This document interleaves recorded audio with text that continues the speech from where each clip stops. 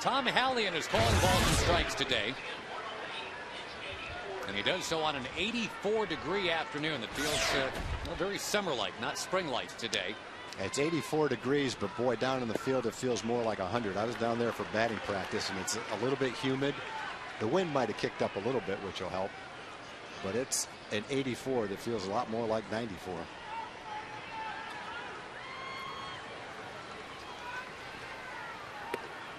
The Yankees have been hot, too. Derek Jeter with an 8-game hitting streak.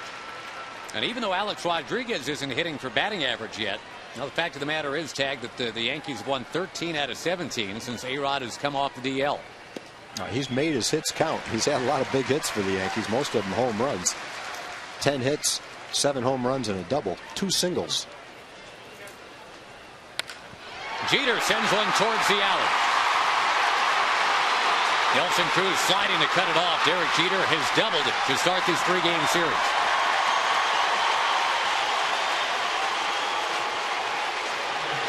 Jeter got a good look at the fastball in that at bat because Matt fell behind 3-0. Threw a 3-0 fastball for a strike and then a 3-1 fastball. And Jeter, after looking at 5 of them, had a pretty good feel for the fastball. And as he loves to do with that inside-out swing, went to right center field with it.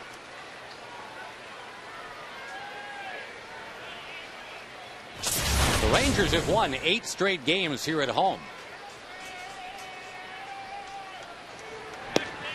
Strike one to Johnny Damon.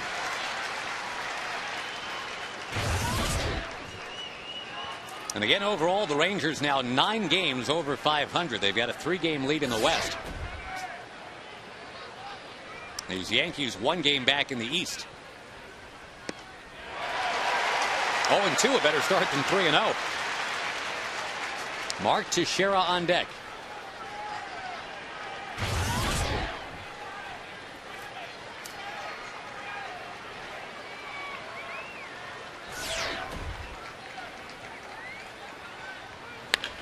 Tapped off the glove of Davis. He's crawling after it.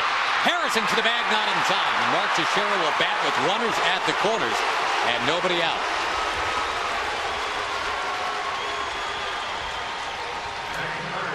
And that was ahead in the count, 0-2. Maybe a little bit better pitch than he was trying to throw. Damon's a veteran hitter. He's trying to get that ball outside. Got it on the outside corner. But I think he might have wanted a little bit more outside than that. But nevertheless, a good job by Damon pulling the ball on the ground with a man on second base and nobody out.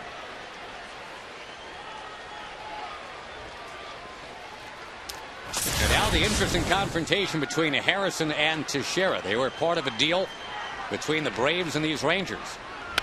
And Tex will slash it to left. He returns by knocking in at least one.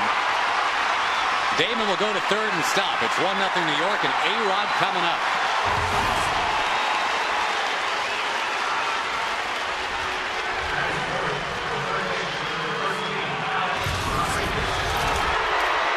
And you hear the booing for Alex Rodriguez as he steps in.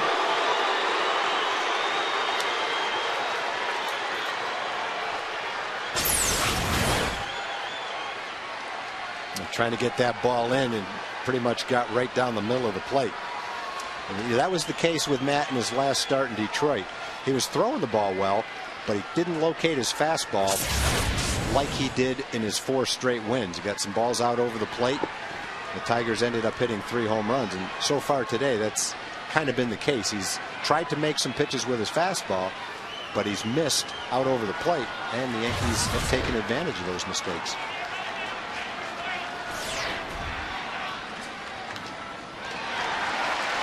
Those numbers are correct for Alex Rodriguez. He recently pronounced himself the happiest 200 hitter in baseball. He is now, got to be ecstatic, hitting 189. But as you said, Tag, those 7 home runs already. He's only been back a couple of weeks. There's the fastball on the inside part of the plate. That's what he's trying to throw to Tex right there. Already 560 home runs, and as we all know now, there's a lot of talk about that home run tote board being tainted. In play, Elvis Andrews. Got Alex Rodriguez. No, they say Davis is off the bag. Nothing going right yet for the Rangers today. A-Rod an infield hit, as it turns out. And it's already 2-0 New York. It's 2 infield hits on 2 0-2 pitches. Damon the same thing.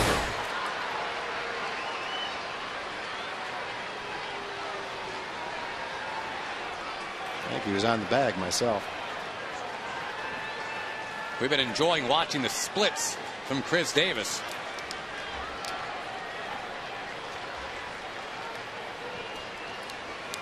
Got a veteran umpire there at first. Jerry Crawford said that Davis was off the bag. It's 2 on, nobody out, 2 runs in, and Robinson Cano to the plate.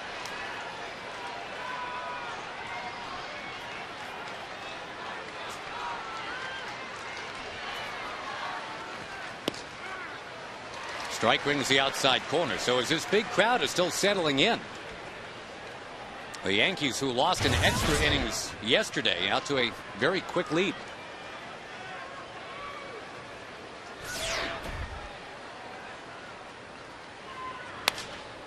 Pass the mound. Kinsler's got it. Needing to turn this one. The Rangers do double play.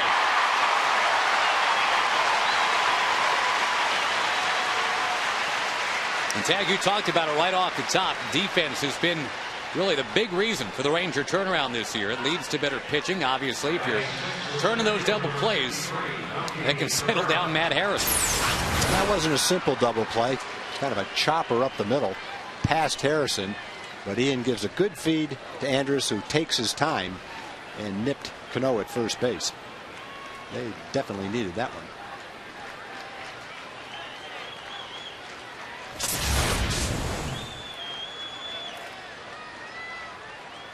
With a runner at third, Melky Cabrera taking a strike. And since beginning 3-0 on Derek Jeter, it's been 12 strikes in a row from young Mr. Harrison. Until that one.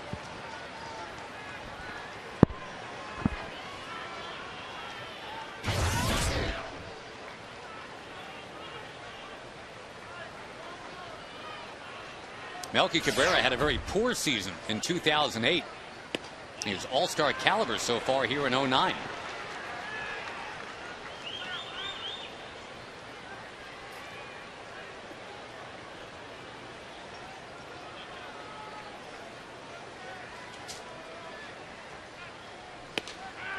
Outside corner, 2-2.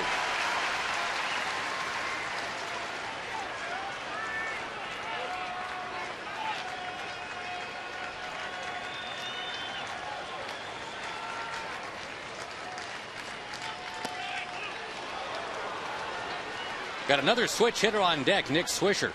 That last pitch tantalizingly close. Tantalizingly right in the middle of the rectangle, too. Should have been strike 3. In play, another chance for Elvis Andrus. 2 on the board for the Yankees. It could have been a lot worse. The double play really helped. Phil Hughes on the mound. He will have to face Kinsler, Young, and Hamilton when we come back.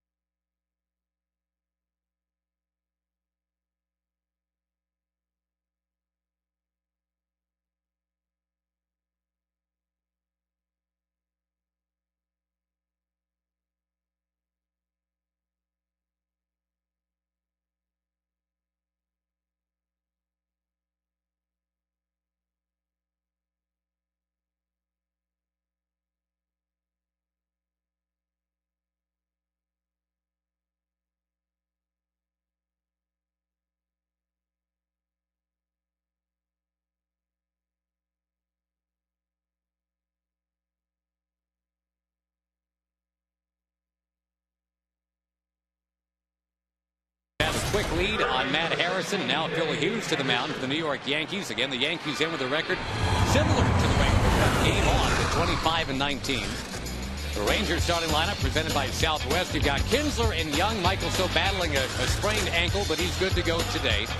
Hamilton and Cruz, Blaylock and Bird, Davis, Taylor Teagarden, and Elvis Andrews.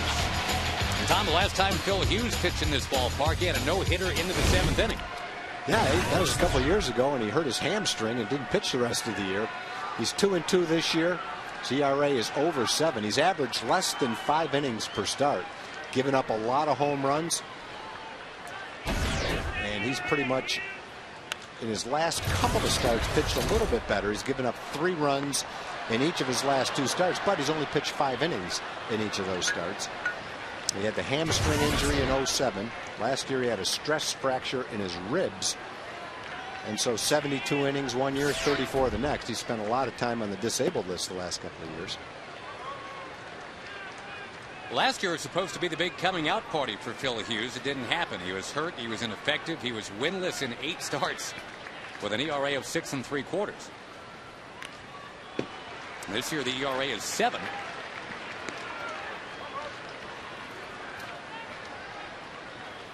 It is a perfect day for baseball.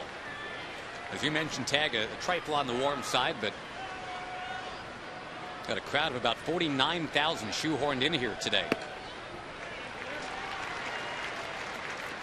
Hughes has had a bad combination in his first 5 starts. 13 walks in 21 innings and a number of home runs.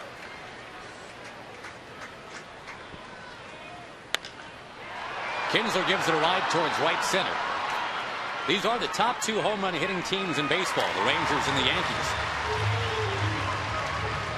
The Rangers have one more than the Yankees right now at 73-72. The Yankees have played 11 consecutive errorless games. And that's pretty remarkable. Here's what they're running out there. Again, Derek Jeter's DHing today. The Monterrey, Mexico native Ramiro Pena is at short.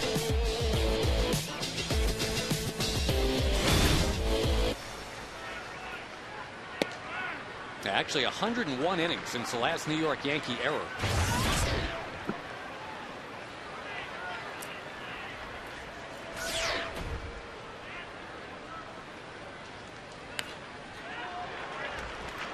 I think the right word to describe the crowd today, Tag, is festive. You know, I mean, it's coming back from a road trip. The Rangers were gone for a week.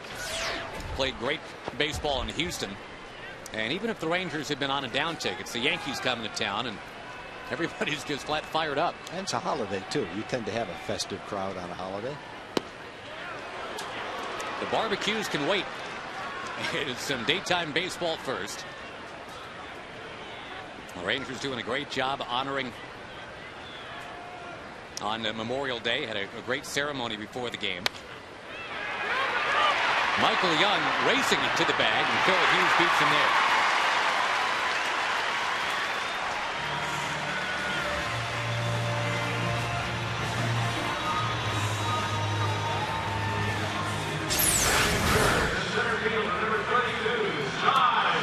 Cano has a lot of range for second baseman. We talked a number of times this year about the outstanding second baseman that we have in the American League. Cano is right up there at the top. Great range, strong arm, terrific player.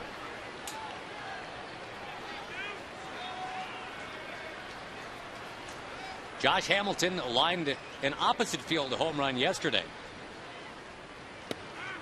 Rangers won that game in Houston 5-0 behind Brandon McCarthy.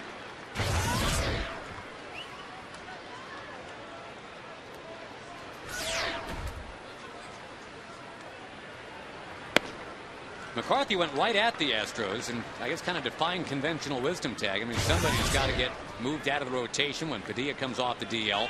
The way McCarthy pitched, it was almost like he was saying, well, that may be true, but it ain't going to be me. Well, it's a problem the Rangers haven't had very frequently. Looking to go opposite field again is Hamilton. Too many starting pitchers. Yeah, that's a nice problem to have, isn't it? Rangers down in order. The Yankees by 2 at the end of 1.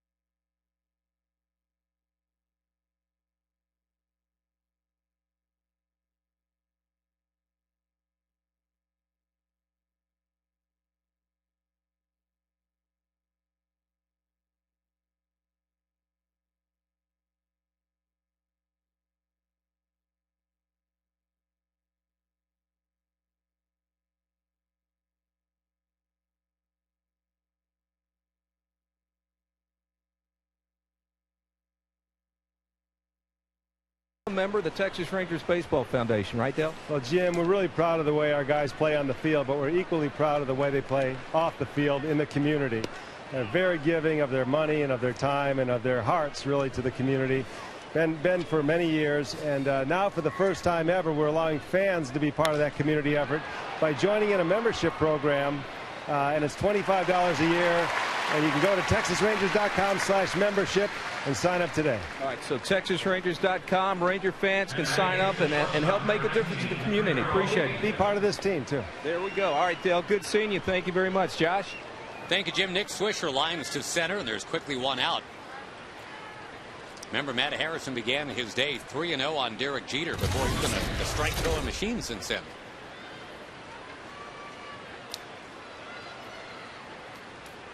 The Yankees hit 2 balls hard in the first inning. Jeter and Teixeira both had doubles.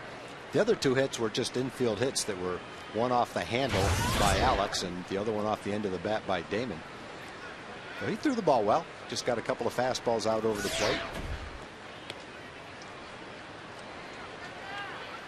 Missing outside to Ramiro Pena, who's been a nice find for the Yankees. He was in Double-A all last year. It seems kind of unlikely in a way, I guess, Tag, but I mean, here are 2 teams with 2 of the best records going, the Rangers and the Yankees. Both the starting shortstops in this game were at Double-A last year all year. Well, this kid this kid's not going to be playing too much shortstop. Jeter just getting an off day as a DH. This guy's their utility infielder. Our 20-year-old's a starting shortstop. And a very probable rookie of the year at this point. I know it's early, but Elvis Andrus leading American League rookies in pretty much everything right now. Hits, runs, total bases, on-base percentage, slugging percentage. And that doesn't even mention the defensive wizardry.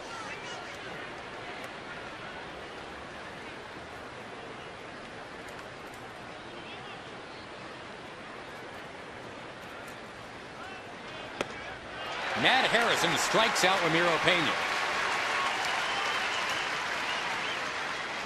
It is kind of weird, I guess, in a way, Tag. I mean, you feel like you know the Yankees lineup top to bottom. And in this inning, it's Pena and Cash instead of Jeter and Posada as the shortstop and catcher. You mentioned Pena's just kind of in for a day. The Yankees had to survive most of last year without Posada. This ball chipped in a right, base hit for Kevin Cash. To bring up the guy that you hear more about on this Yankee team, Derek Jeter.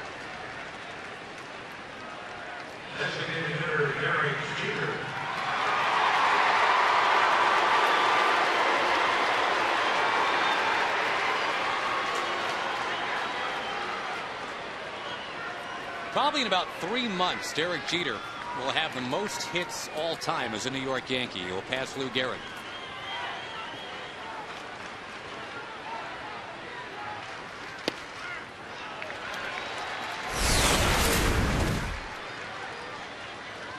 Already the most at bats as a Yankee, and of course he's been to the postseason an incredible 13 times.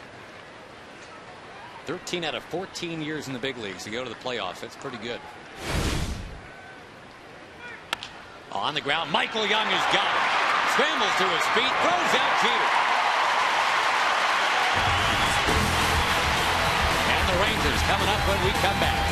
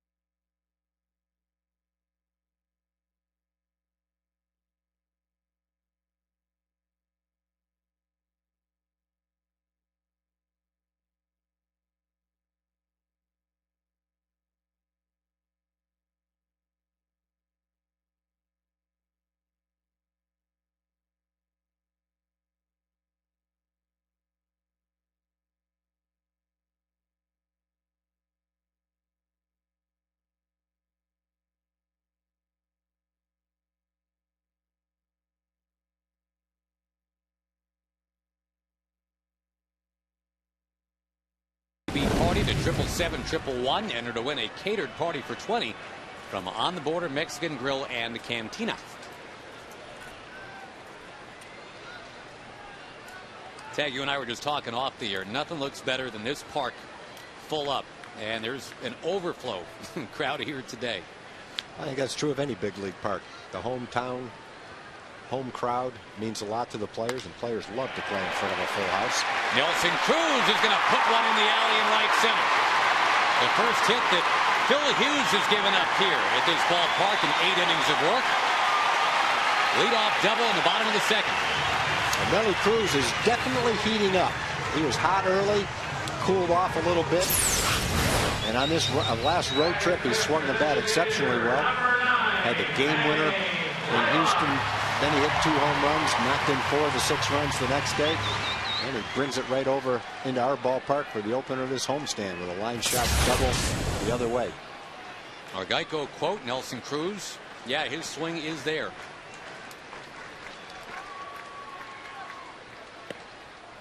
Blaylock takes outside.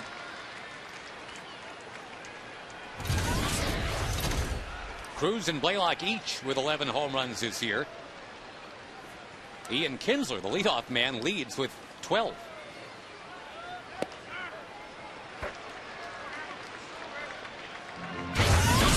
Not unusual, Tag, that you and I would be talking about a Ranger team with a bunch of guys that can bash home runs. But again, the high-quality part of 2009 so far is all the other cool stuff we can talk about, like the pitching and the defense. Inside it, hit Blaylock up near the shoulder.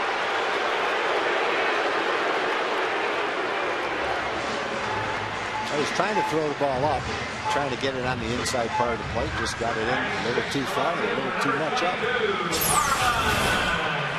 can see the catcher holding his glove up and in. And that's what Hughes was trying to do. Certainly not trying to hit anybody in that situation. Hopefully Hank's okay. Rangers get a base runner out of it. Not quite up to the meat of the shoulder there, more like the tricep. And a chance for Marlon Byrd. One of his most memorable home runs was against these New York Yankees last summer.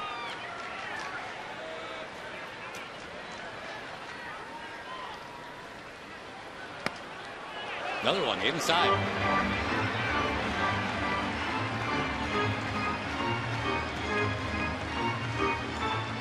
The walk-off grand slam last year for Mr. Marlon Byrd against the Yankees, and boy, that broke a long losing streak that the Rangers had had here in this ballpark against the interlopers from New York. Rangers ended up splitting that series with the Yankees last year, 2-2.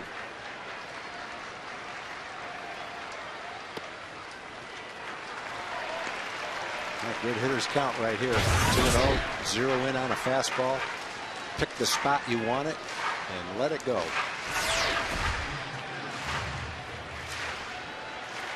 On a day when the ball should jump a little bit. Warm and humid here in Arlington. Chris Davis waits on deck. It's 3-0. I mentioned that Hughes had walked 13 batters in 21 innings coming into the ball game. Going to get a visit from the pitching coach right here.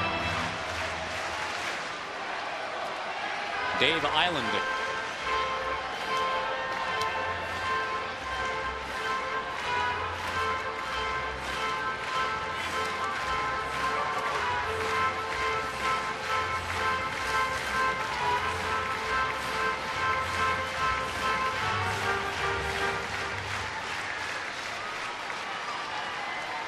Longhorns football preview tonight at 10. Colt McCoy was here today.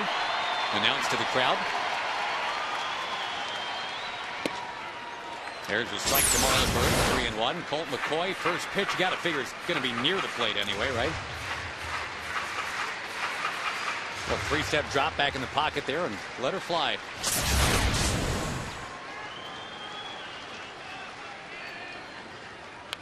Oh, Byrd had a good rip. Straight heat, but he fouled it back. 3-2. Let's see if Hughes could throw 3 straight strikes. Through strike 1, this is strike 2. Marlon's had a good rip at it. He's seen some fastballs.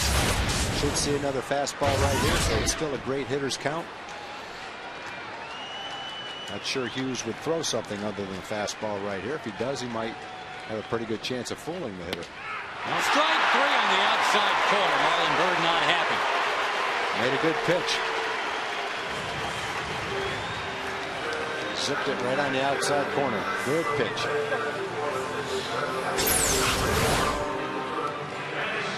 Tom Hallion, the home plate umpire. I'm sorry, Tom, but that was ball 4. Well, actually, it was near the strike zone, but not near enough to be a strike. Boy, I hate to get called out on that pitch. Nobody out, 2 men on, ball's 3 inches outside. Instead of the bases loaded and nobody out, stays first and second with 1 out. That one's way outside to Chris Davis.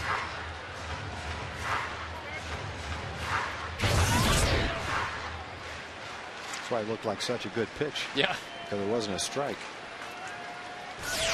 Boy, and again, yeah, you're right. I mean, not to be a couple of whiny hometown announcers, but bases loaded, nobody out would have looked pretty good. Well, good. One thing good about the tracker, though, it takes the whiny out of it, because we're just stating what the tracker showed. We're not whining. And sometimes when we do say, where was that? You know, we go, oh, okay, well, it was a strike. If it shows it's a strike, Right. we'll be the first to mention it. Davis with a foul. That would have been a good one to hit right straight to shortstop. The shortstop was standing on second base when that ball went to the hitter. Chris Davis getting it done defensively.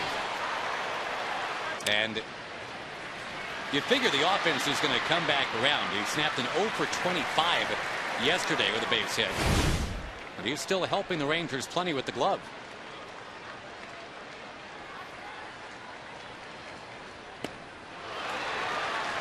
Contact has been the biggest issue for Chris. He leads the majors in strikeouts. But he's got 10 home runs. And last year against the Yankees, in only 24 at-bats, he had 10 runs batted in.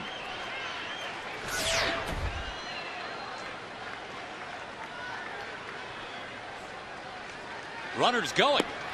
And Davis is out, but it's a double steal. The Rangers pull off their 7th successful double steal of the year. And boy, with Davis, the batter, that is courageous, because again, Davis is making the least contact in baseball among everyday players in baseball, but the Rangers sent 2 runners. Well, it's the element of surprise as well as good base running.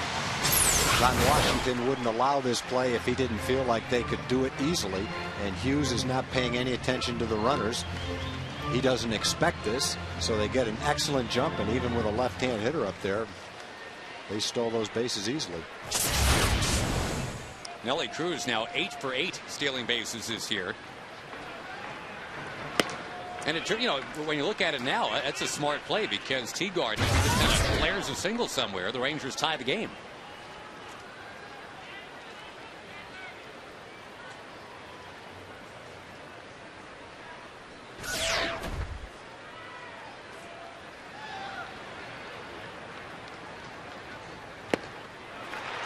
Ball and a strike to the native of the Dallas-Fort Worth area, Taylor Teagarden, from out of Carrollton. Says he used to come see the Rangers-Yankees games all the time as a kid.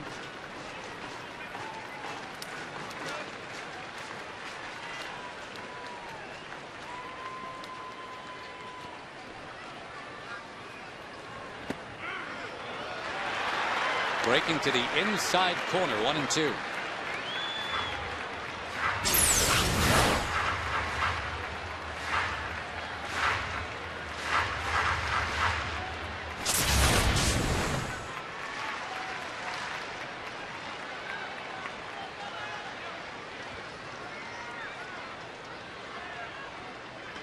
Teagarden waves at it. Has to be thrown out at first. And is. The Rangers had 2 on, nobody out, and then 3 consecutive strikeouts to keep it 2-0 New York.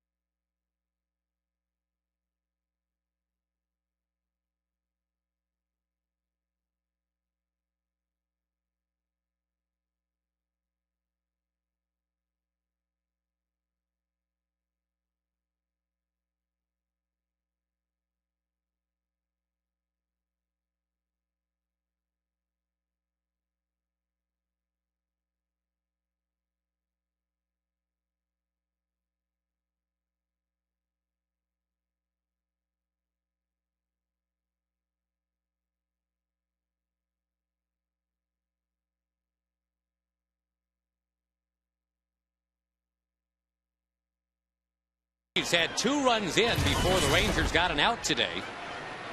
And the Rangers seem to be on the comeback trail in the bottom of the second. But boy, Phil Hughes helped by a wide outside corner on Marlon Byrd.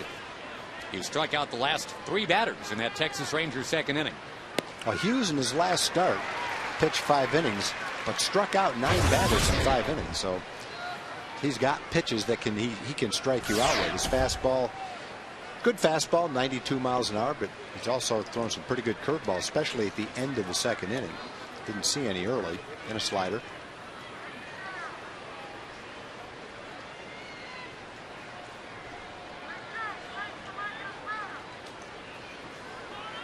After Johnny Damon, Mark Teixeira and Alex Rodriguez for the Yankees. Of course, those 2 were teammates here with the Rangers not too long ago, putting up staggering numbers. If you look at Teixeira, Tom, he had 499 runs batted in as a Ranger, and not even 700 games played. Down the line, that's fair. Johnny Damon having a heck of a season so far. Nelly Cruz over to get the baseball. But it's a double for Johnny Damon. He's 2 for 2. And up comes Mark Teixeira.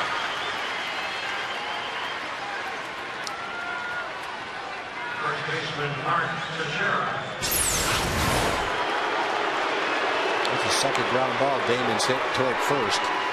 Hit one to Chris's right for an infield hit. And then he pulls this one by him over the bag down the line.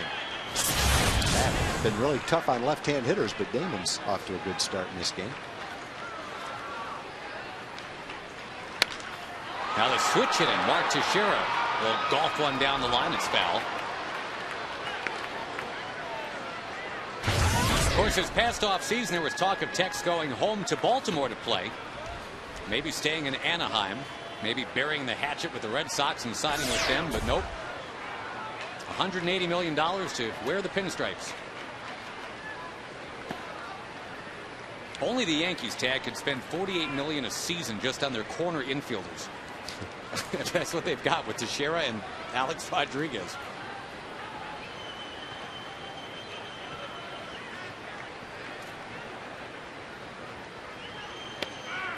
Florida's entire payroll is half of what the Yankees first baseman and third baseman makes. Well, then you've got Jeter makes about $19 million. Sabathia, whatever he's making, he's out of now.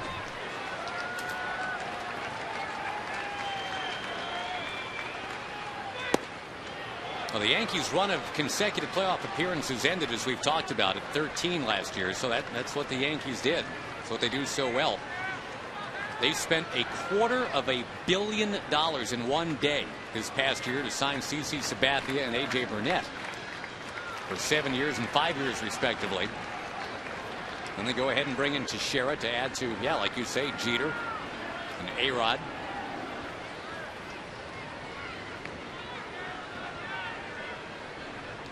So the whole downturn in the economy thing, not so much with the Yankees, apparently. You spend $250 million on pitching in a day and a half. Teixeira checking his swing, and he's on. Alex Rodriguez coming up. Third baseman Alex Rodriguez.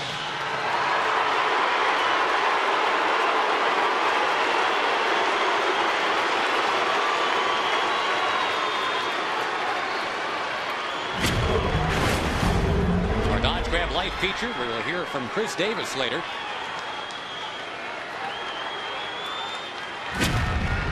Right now, it's A-Rod.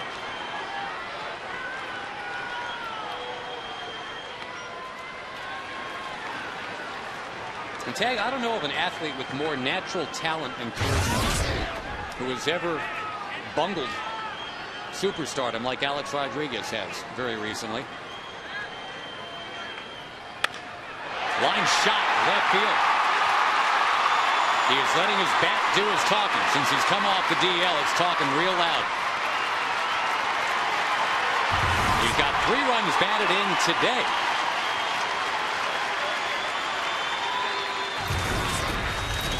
Check that, 2 runs batted in today. 2 of the 3 for the Yankees, who do lead 3-0.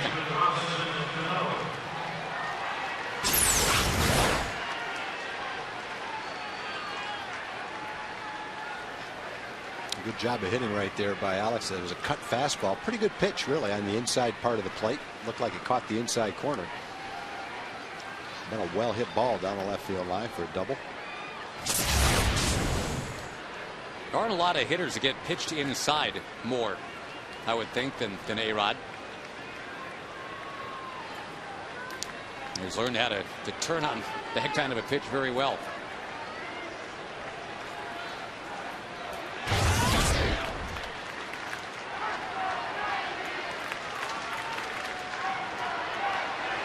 So second and third and nobody out. Robinson Cano, who hit into a double play in the first, will take it to left field. It's a base hit. And the Yankees add to their early lead. It's going to be 5-0. The ball rattling around on Bird. He'll pick it up, spin, fire in. Andrus, no throw. 3 bases for Cano.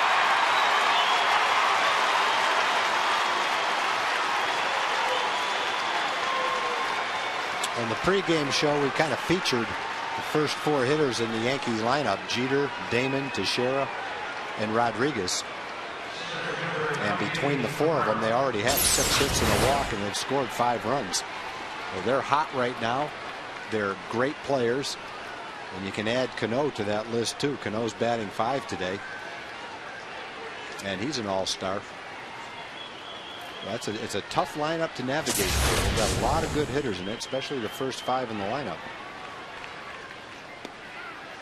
Infield comes in. And a strike to Melky Cabrera. Yeah, the Yankees, who had a tough start this year, they're getting it right of late. A lot of their big name players are carrying them.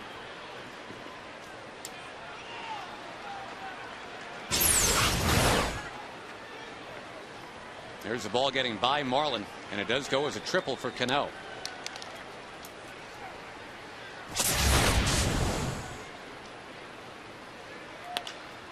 In the air, Marlon Bird coming in on it this time. He'll make the catch, and no chance to tag from third base for Cano. Real nice to keep Cano at third here. Still got a couple outs to get. Chris Benson getting ready in the Ranger pen.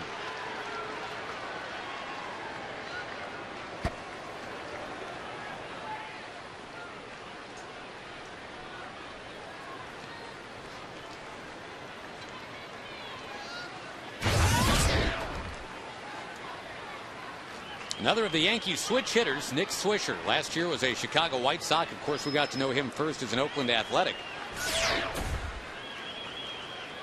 Now, Swisher got off to an amazing start for the Yankees this year. He's cooled off a little bit, but still has 9 home runs and knocked in 24. The Yankees were struggling a little bit early. Swisher really was their hottest hitter.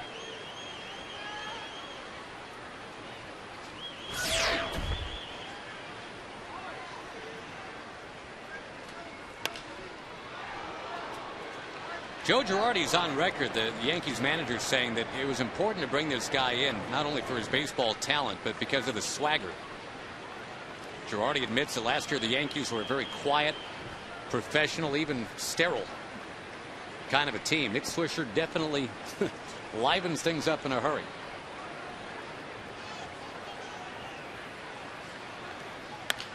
On the ground, Andrus can come home with it, but he bobbles it. And now all he can do is go to first. Well, that's too bad. They had the infield in. They had the shot to get him, as Cano was breaking on contact, but that bobble made it not possible to come home after all. Yeah, they were going to have Cano. He might have had to stop getting a run down. He would have been out on so much.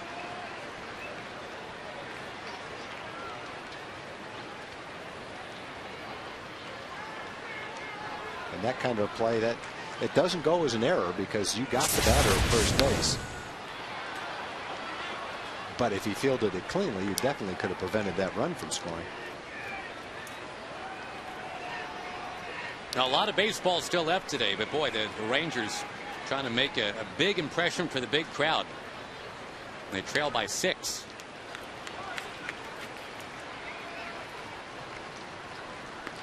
This is after the shutout yesterday. The Rangers beat the Astros 5-0.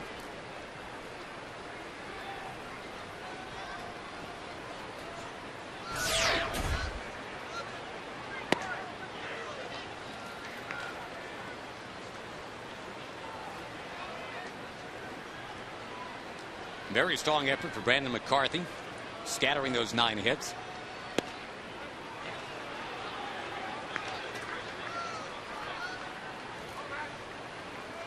It had never gone 9 before, and certainly had never gone as many as 124 pitches before.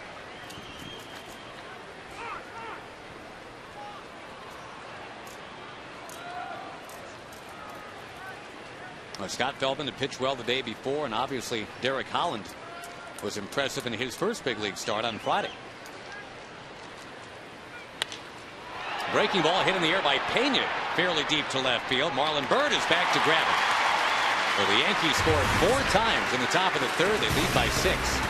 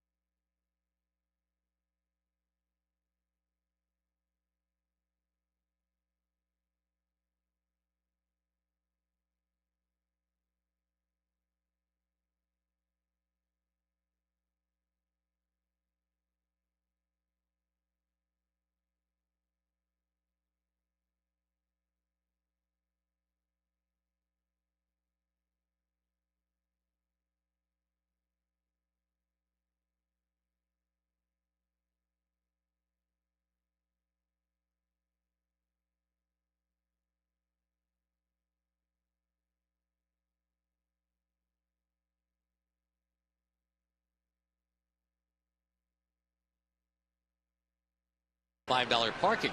See the Rangers and the A's twilight doubleheader this coming Friday. Enter fireworks as a coupon code at TexasRangers.com. Sponsored by our friends at 105.3 The Fan.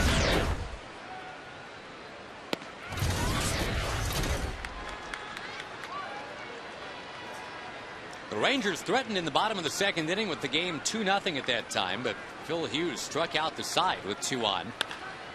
Now trying to restart, but Alex Rodriguez will rob Elvis Andrus. He was playing in shallow in front of the bag, actually, in case Elvis wanted to bunt. And it looked like Elvis had hit it sharply enough, but enough to Alex's left to get it by him for a base hit. And a good, quick first step. And a lunge allowed Alex to make a nice play on that. The move from short to third not too long ago. Of course, Michael Young has been asked to do that this year.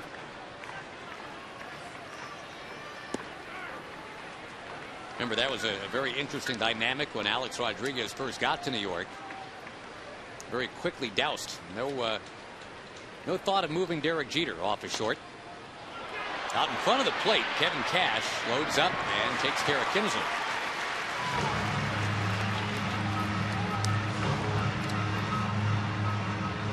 It's funny how the headlines have changed regarding A-Rod over the years, Tom. I mean, he gets to New York, and at first it's all about how he gets along with Jeter.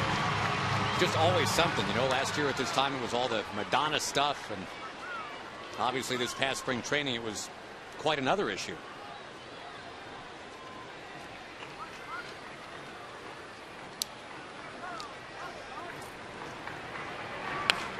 Young with a foul back into the big crowd.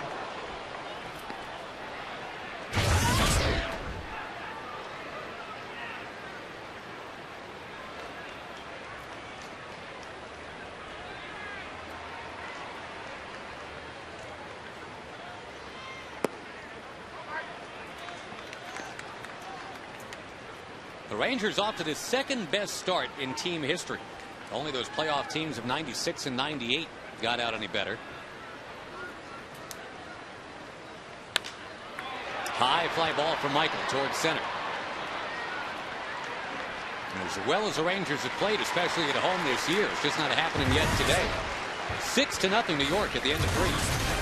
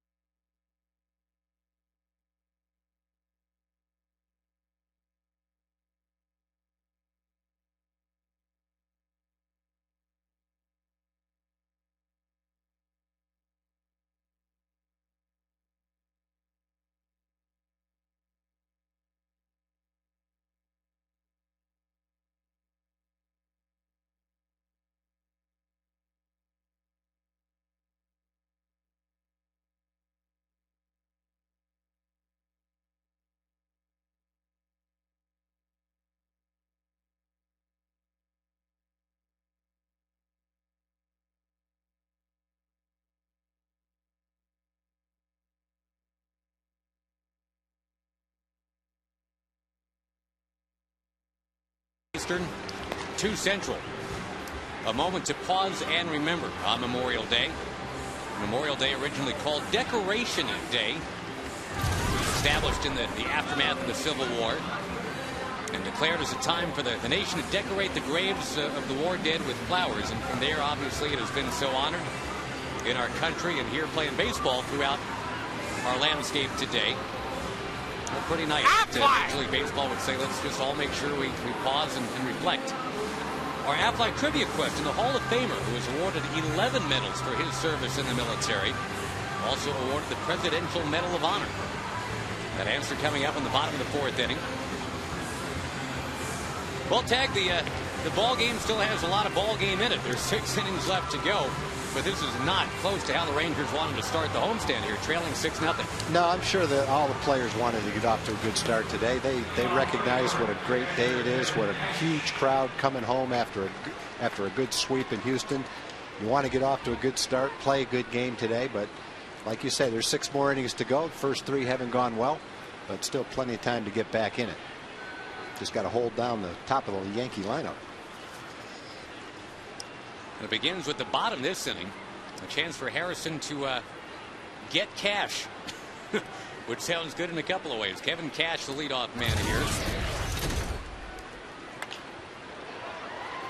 And it looks like he's got cash. They fly ball to Marlon Byrd. A lot of action for Marlon all of a sudden out there.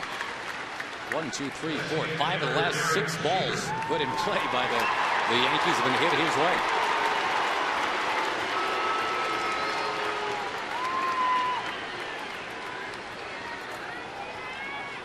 The only shortstop ever with 6 different seasons of 200 hits is Derek Jeter.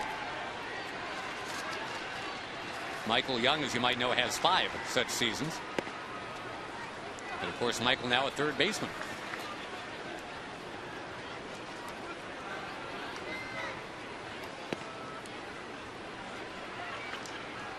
History shows it is difficult to win with an aging shortstop. Sports Illustrated did a little study on that, Tag, and they figured out none of the last 56 playoff teams had a shortstop as old as Derek Jeter. But I'd suggest to you that Derek Jeter is not going to go gently into that good night in his career. He's got a lot of good baseball still to be played. I think throughout baseball history, most players that played shortstop that were Derek Jeter's age or older didn't look like Derek Jeter. Yep. Derek Jeter still looks like he did when he was 24, let alone 34. Now, he may have slowed down a little bit, but he's still a front-line guy. You can win with him. Let's go to Jim Knox. Okay, thank you very much, Josh. Look what we have here. Why, it's Colt McCoy, Texas Longhorn quarterback. Got to throw out the first pitch. Nice job. Now, what's more nerve-wracking? Throw out the first pitch here before a Ranger-Yankee game or playing against Oklahoma at the Cotton Bowl? Honestly, I was a lot more nervous here. I was kind of out of my comfort zone. I tried to take a little drop back to make it feel right, but it was pretty nervous out there. Now, you are a Ranger fan, of course, growing up and watching the Rangers. You also are a big-time Nolan Ryan fan. You got to meet Nolan before the game. What was that like?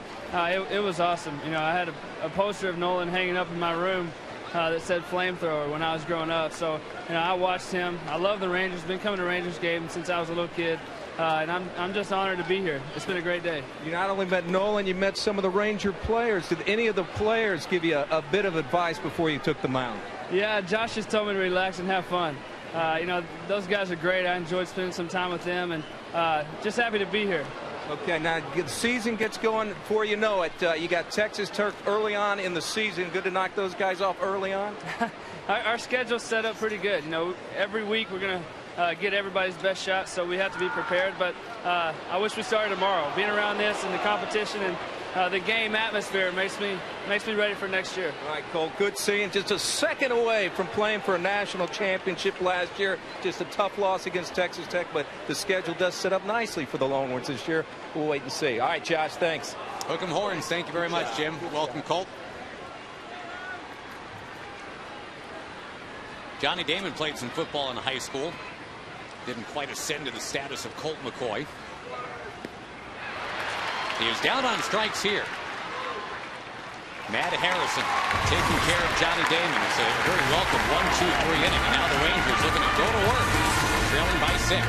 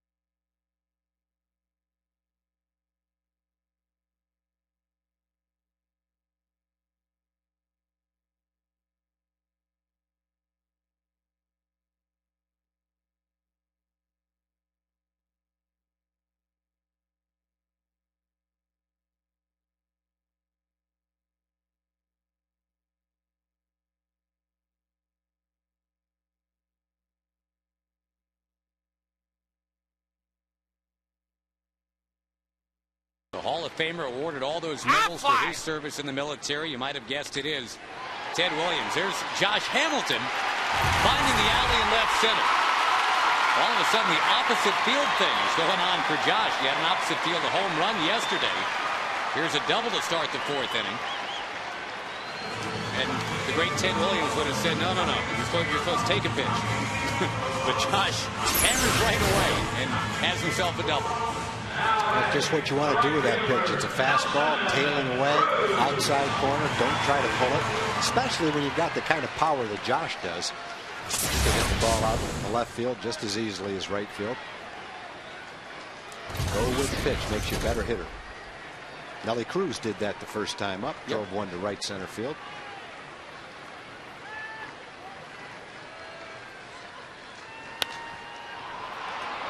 High fly ball, shallow left. And just to finish a thought on Ted Williams, every once in a while somebody will throw it out there, Tag. They wonder what the stats would have looked like had he not spent all that time on active duty. And then you look it up and you realize, yeah, wait a minute. Even a couple of more years, how gaudy those stats would have been. And they were obviously some of the best ever anyway. Well, at a minimum, in the heart of his career, you could average 5 years at about 320 with at least 30 home runs and 100 knocked in. So you could add 150 home runs and 500 runs batted in to whatever he had and feel pretty comfortable that it would have been actually more than that. A tremendous eyesight. Navy made him a pilot in World War II. You and I have talked about this, Tag. Ted Williams was always, I think, bothered by that implication that he hit 400 because he had 2010 eyesight. There's a lot of guys that have really incredible eyesight that never come close to even being in the big leagues, let alone hitting 400. Yeah, the eyesight helps, but you can't play in the big leagues if you don't have good eyesight. I think that was a media concoction. There's a lot of guys that have the same kind of eyesight that Ted did.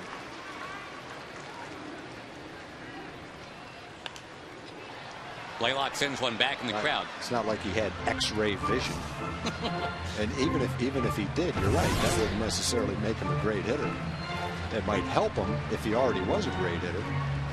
But I don't think it necessarily distinguished him from other great hitters in baseball. They said he had an uncanny sense of weight and balance, too, that he once sent a shipment of bats back to the manufacturer because he thought they were 5/1000ths of an inch off. And then they measured, and he was right. Blaylock with a foul back this way.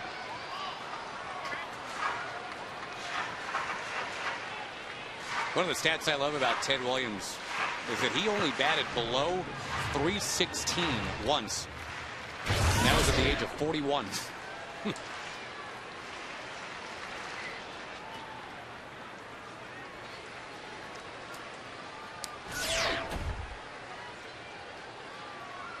On 2-2 to Blaylock. Checks his swing. Yes, he did. He laid off. Pretty good pitch, though. Pretty tough pitch to lay off of. Very tempting pitch. Hard breaking curveball down and in like that. Blaylock, remember, was hit by a pitch back in the second inning.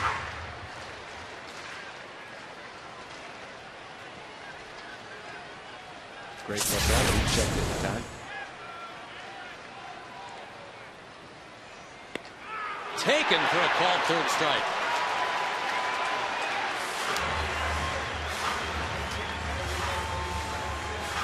The Rangers now 0 for 5 with runners in scoring position, and 4 of those 5 at bats have been strikeouts. High strike, but it caught the rectangle. Pitch looks high to a hitter when you see that curveball that goes down a lot. That one just dropped in on top of the strike zone. Marlon Byrd took a called third strike that was highly disputable last time. He's going to swing here and just tap it back to the mound. Another leadoff double goes for naught. Rangers had that in the second inning. Now again in the fourth, and it's 6-0 Yankees at the end of 4 today.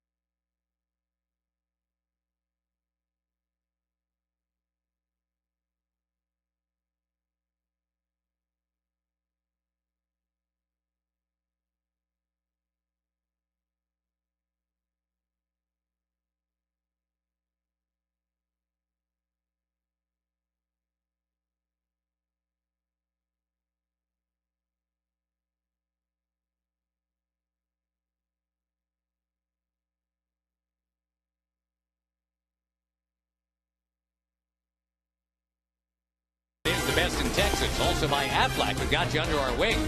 And by Corona, official sponsor of the timeout. Former Rangers hitting here in the top of the fifth. It's 1-0 to Mark Teixeira, A-Rod to follow. Those former Rangers have been very tough outs today. Teixeira's been on base twice. A-Rod's been on base twice.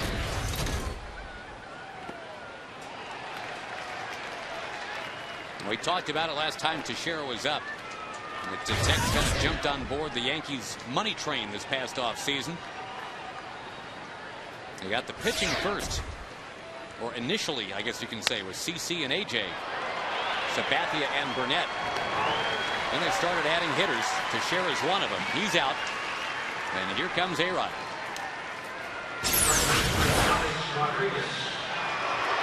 And Matt got the ball inside. That's what he's been trying to do to Tex.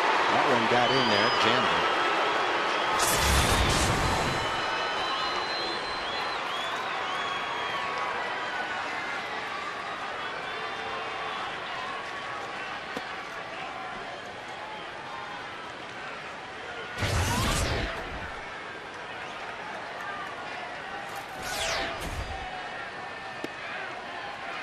A-Rod has been all about the long ball since coming off the DL.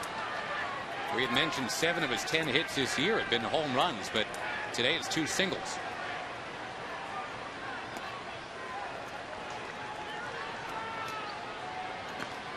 Now he again gets the booing equivalent of the full Monty when he comes here to Arlington. Still happens in Seattle, I guess, for him too. Swings, and it's up the middle for base hit number 3. A-Rod has not been kept off the bases yet today. Second baseman Robinson and Cano.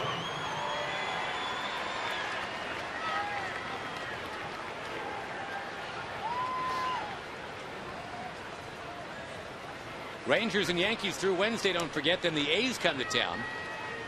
Good seats still available for the Yankees games tomorrow night and Wednesday night if you call 972 Rangers or if you go online at TexasRangers.com.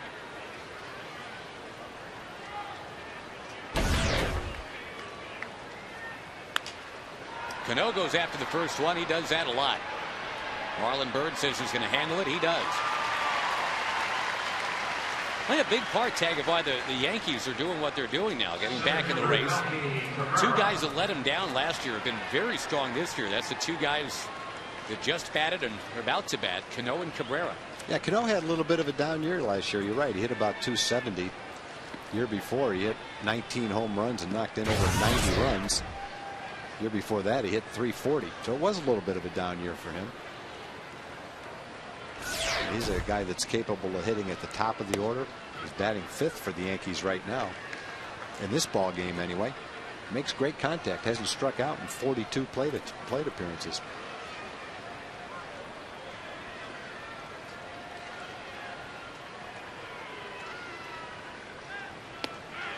Breaking ball for a strike. Well, the Yankees have all those walk-off wins at home this year. Cabrera responsible for half of them. 3 of the 6 Yankee walk-offs. Get under the hands for a strike, 1-2.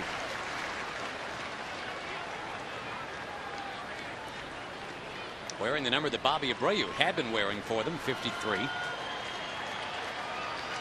And performing kind of like Abreu had been performing for them for a couple of years.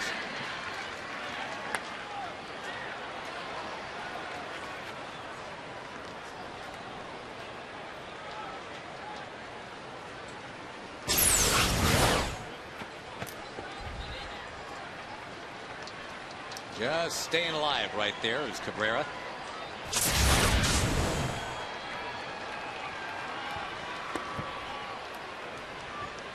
Now the Yankees have the most come from behind wins in baseball this year. And they are only getting healthier, although there's one hiccup with that. Brian Bruni is headed to the DL. It's pretty much been their 8th inning setup guy. Over a leaping Andrews, a base hit. Marlon Byrd running to cut it off. He does. Oh, and a wipeout at first base. Cabrera did a pratfall and has to scramble back to first. He was fully horizontal down on the ground there for a minute. Runners at the corners now for Nick Swisher.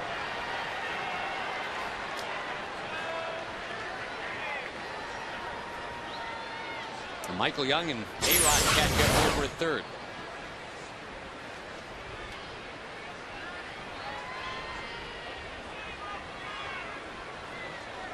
See if we can catch him going around first. Maybe Chris stuck out his foot and tripped him. Nope, the base got him. The carpet gnomes.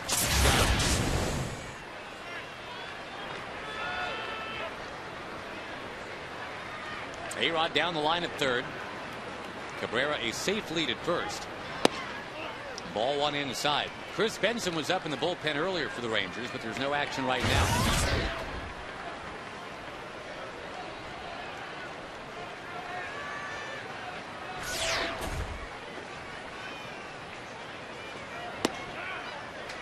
Inside corner for a strike.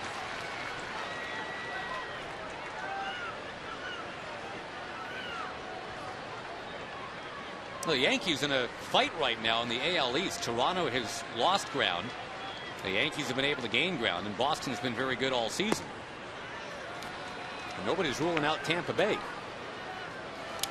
Got 4 teams within 4 games of each other in that AL East. Yeah, Tampa Bay's scoring a lot of runs. They've just got to get their pitching straightened out a little bit. But they're back to 500. They're only 4 games out, so they'll be a factor before it's all over. And one thing you always have is interdivision play. Base hit with 2 out to make it 7-0 Yankees. They'll have a lot of games against their top competitors. It seems like in this game anyway, Tag, it's kind of similar to what was happening to Harrison in Detroit. It's dislocation, not where he needs it to be all the time. Well, that's probably it. And, you know, that's not necessarily location there. That ball's up and in, just pretty good hitting. So you've got a combination of things. Matt's got some balls probably away from his target. And the Yankees are hot right now. They've got a good lineup, good hitters. They're swinging the bats. Teixeira's hot. A-Rod's getting hot. Jeter and Damon are hot. Cano can hit.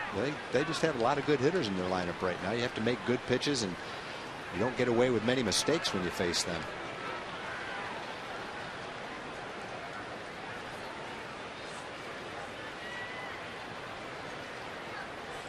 Oh, with Benson back up in the bullpen, Ramiro Pena comes to the plate. Not known as a power guy, but he gave one a ride last time up to the track and left.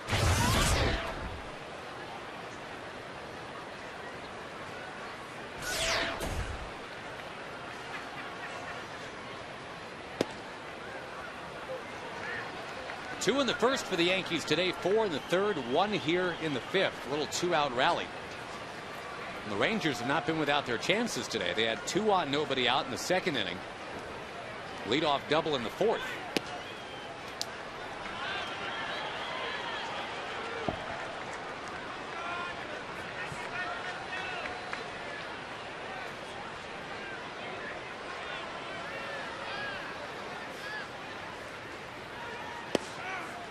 There's a strike for young Matt Harrison.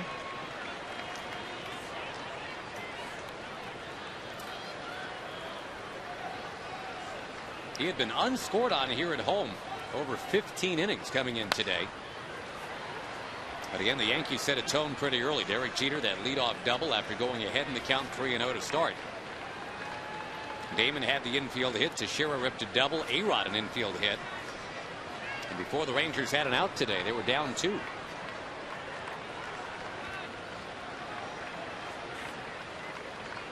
Runners go, and the ball popped foul.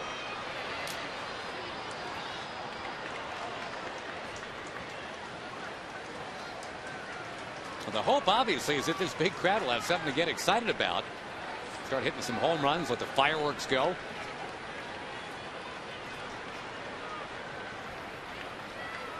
All the shouting so far, though, been from the Yankee fans. High drive by Pena. He's never had a big league home run. He's close, but he doesn't get it out. Halfway through it here in Arlington. 7-0 Yankees.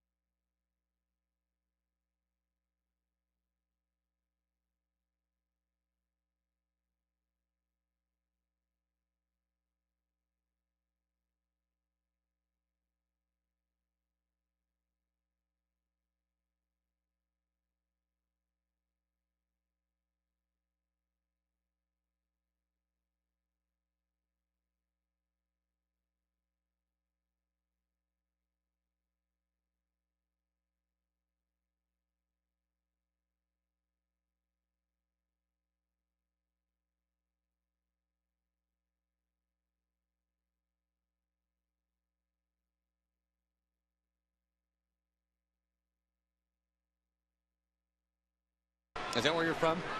I'm from Atlanta, but I currently reside at D Magazine. I just set you up and you knock them down. Our Evan Grant, we can say, too.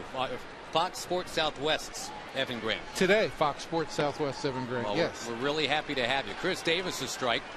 And obviously, Evan, with the big crowd here today, and there's a fever building here in this community about the Rangers. This is not the foot the Rangers wanted to step out on today.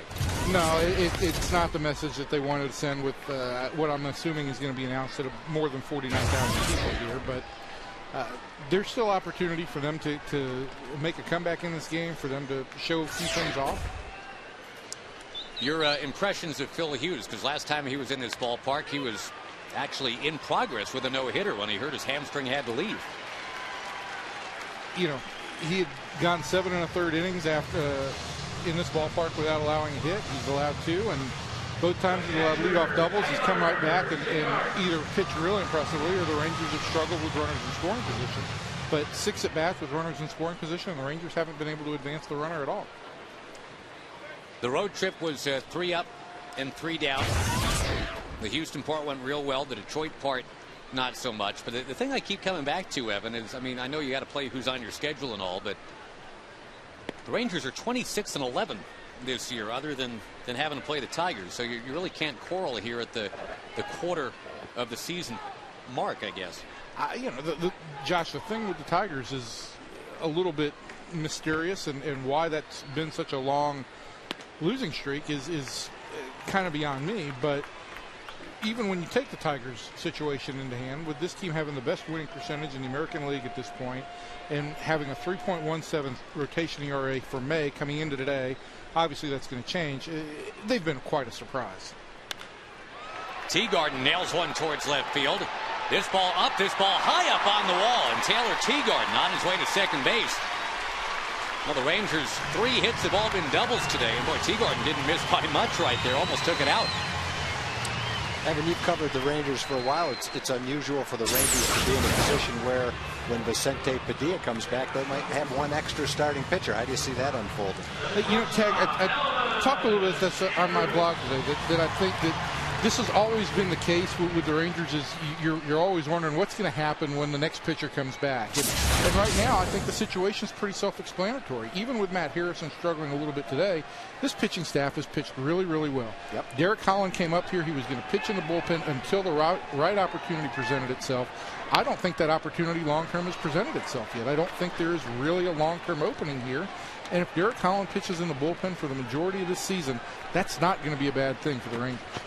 No, and don't you think that every team in baseball has a rare season when their 5 starters start 32 games for the whole season? That there could be a lot of opportunities in a lot of different ways as well. Well, but this staff has been a little bit healthier this year, and they have been a little bit more durable. And again, I do think there's going to be an opportunity before the end of the year where Holland will get long-term looks in the starting rotation. But if it doesn't happen now, I don't think there's any reason for any Ranger fan to panic. Right, good point. Andrews slugs it foul into the crowd. But one thing about those line shots into the crowd on days like this, there's no empty seats. Got to be awake. Ouch. On the forearm, it looks like. Evan, you ever caught a foul ball at a ball game? No, because I never get to sit in the stands anymore. And the one I did have a chance at in Anaheim in the press box went right off the old mitts. That happened in Chicago. I'm with you, bro. Yeah, but I wasn't on TV. You were, so yeah, it's far more embarrassing. Yeah, far more. I agree. Can't believe we missed that, Evan, or you would have been on TV. 2-2 to count to Elvis Andrus. Rangers down 7-0 as we check the in-game box score presented by Firestone. Now, how are you liking your new D Magazine gig? I love it. I mean, there's an awful lot of freedom to just kind of riff on whatever really comes to mind. I was able to take a lot of time last night to digest what's going on with Brandon McCarthy and why he's made so much progress. And I thought it was able to bring a little bit more depth to what I wrote about it than I normally would have been with a newspaper print type deadline. But I heard there's like a real future in newspapering right now. No? It breaks my heart. It really does. I grew up reading the paper every day. I've done nothing but work for a newspaper all my life, and it just saddens me. Elvis Andrews bashing towards right field, backing up on the ball, and grabbing it is Nick Swisher. Teagarden will tag and go to third. The Rangers still don't have a hit with a runner in scoring position today, but for the first time they're able to move a runner. The real question, though, is how do you enjoy your FaceTime on Fox Sports Southwest? That's a new gig for you, for sure. Leading to some new shirts, I noticed. It's been fun. Now, this is an old one, but I did go out and buy a new tie and new shirt for last week's two appearances. I didn't think I could run the same purple tie out there time after time. I'm just happy now that we've reached the 85 to 90 degree threshold where I can get away without any ties. Is in play. If you have questions for Evan Grant, we're all really down with the whole Twitter concept now. So twitter.com FS Southwest. Do you twit? I tweet. Am twit. Do tweet. Kind of my policy on that. How's Tag coming with the tweeting? Tag doesn't tweet. I have nothing against it. I respect everyone's right to tweet. It's just not my gig. I have tweeted today. Have you? I have. Tag also talks in the third person now. He's like Neon Dion. Tag doesn't twit. Sorry, guys. Tag don't play that. 2-0 the count to Ian Kinsler. 0 for 2 today. Ian by far has the best home batting average on this Texas Rangers team, about .420. That's called a strike right there, 2-1. A lot of emotion every time the Yankees come in, obviously, Evan. And boy, back to back, the booing for Teixeira and A-Rod was window rattling. You guys have the windows open here, and in the press box of the main, the glass is kind of enclosed. So, did you feel like it was that passionate on Alex more than his other returns? I don't know, not necessarily more than other years, but it strikes me that it's now been a little while since he's been a Ranger. But the passion to make a statement for or against that guy just always is pretty staggering to me. I don't know if you're aware of this. He had kind of an eventful offseason. I read something about that, yeah. I think people are expressing their emotions, and I think that this offseason, a lot of what kind of came out between the book and other things put the Rangers in a negative light, and I think fans were responding. A-Rod has responded today with 3 hits. It's 7-0 New York. Thanks, Ev. Nice shirt. Thank you, Evan. Happy tweeting. All right, I'll bring cookies next time. Would you?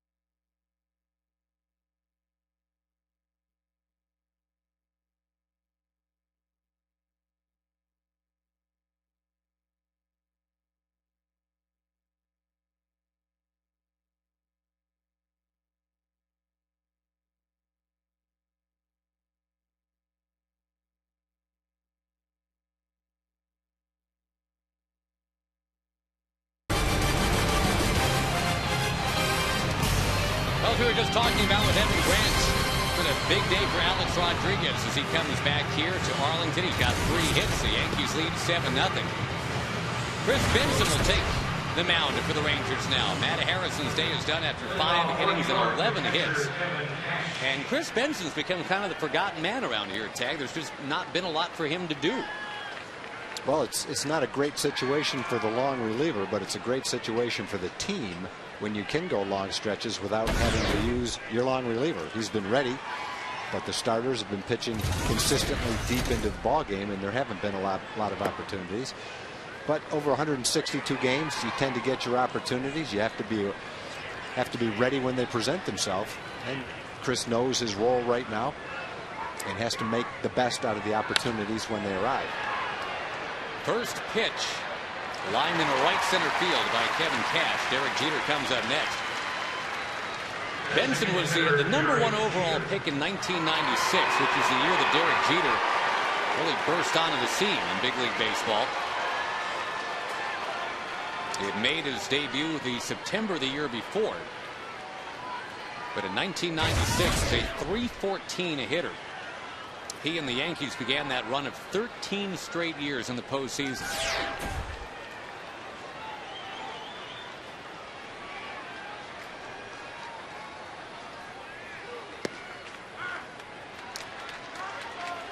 We seem to tell this story every year about Derek Jeter, but I don't think there was any coincidence with only one single number jersey still available that hadn't been retired or being worn by Joe Torre at the time. But Derek Jeter was handed that single digit, #2, that he has made his own. He'll be the last Yankee ever to wear that.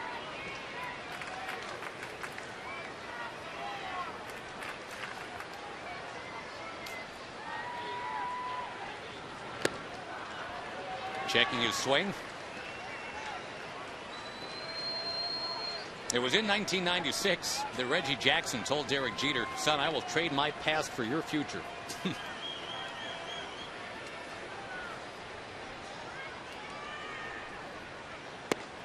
That's a pretty good past he was willing to trade. No kidding. I might have hedged my bet just a little if I was Reg. Reggie was a tremendous player, played on a lot of tremendous teams too. He has a lot of winning in his background too. And it might have been a slight exaggeration to give that legacy up for what Derek had in the future, but it's a good example if he knew what he was talking about too. Derek has built his own legacy on championship teams. He'll go to the Hall of Fame. He'll have well over 3,000 hits when he gets done. Yeah. He's been the captain of the Yankee team.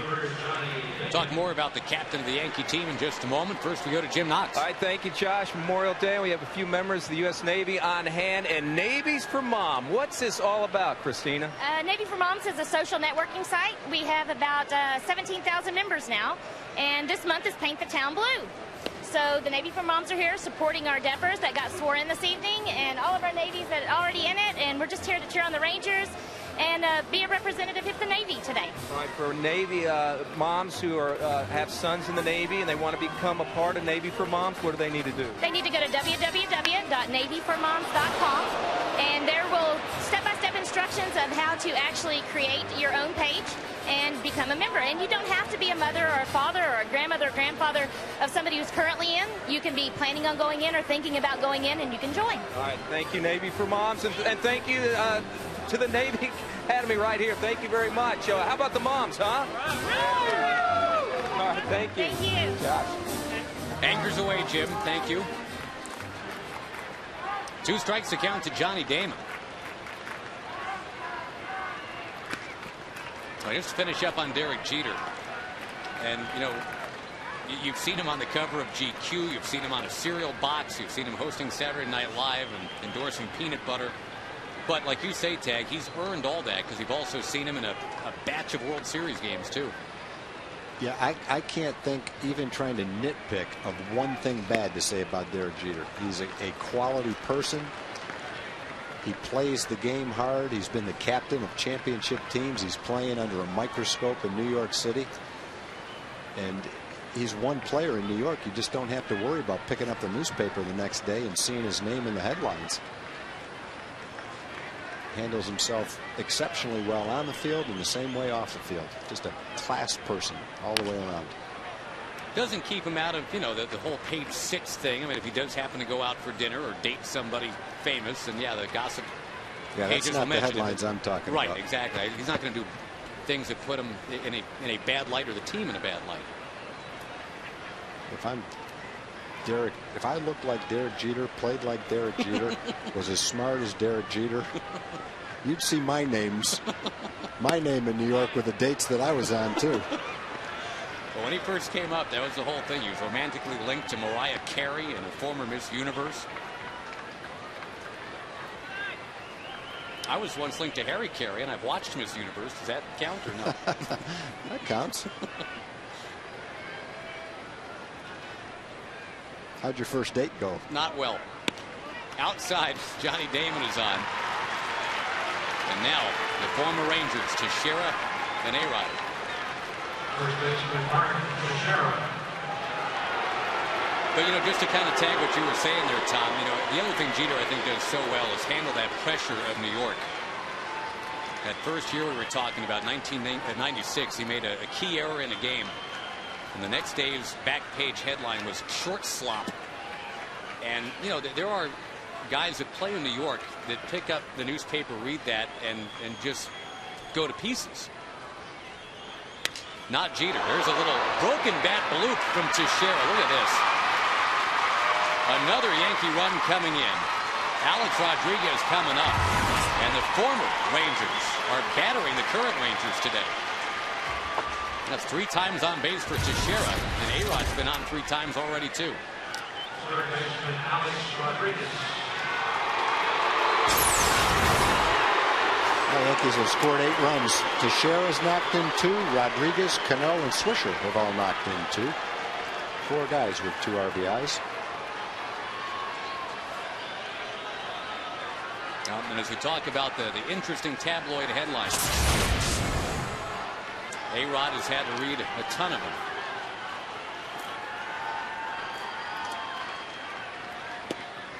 A-Royd was the popular one.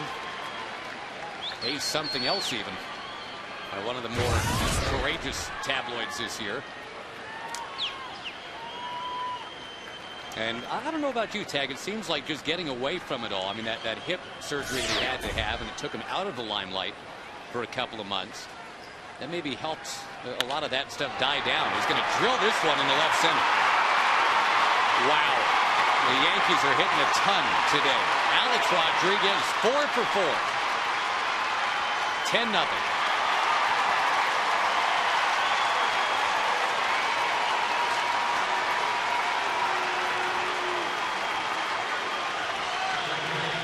Well, let the Yankees get them out of their system today. Hopefully, the next 2 days, some of the runs will go the Rangers' way, not the Yankees' way. But you're right, it's all Yankees so far. Been some pretty good pitches to hit against some really good hitters who are swinging the bats really well right now. Tough combination.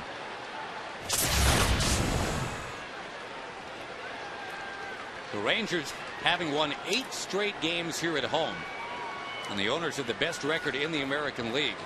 They're trying to make that statement today that that's not a mirage.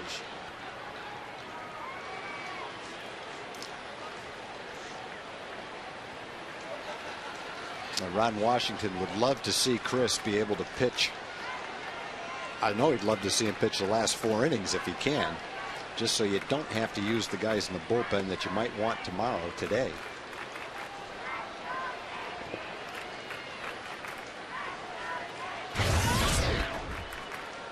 Four runs batted in for A-Rod, and yeah, this has suddenly become a real tough inning for Benson. It started with an out.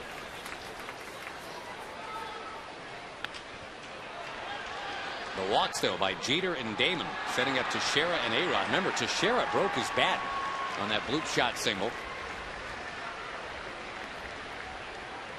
That was a no doubt about a double from Alex Rodriguez.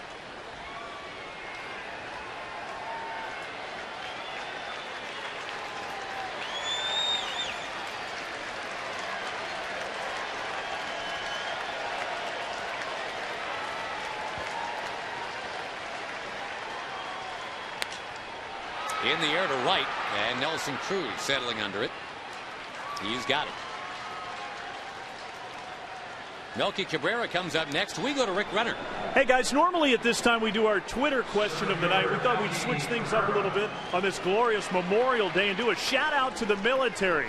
Go to our Twitter page, twitter.com, FS Southwest, and give a shout out to someone that's special in your life in the military. For me, it's my father, U.S. Navy. He died in Vietnam, and we want to thank all the military for all the good things that they do. Back over to you. Thanks, Rick, very much.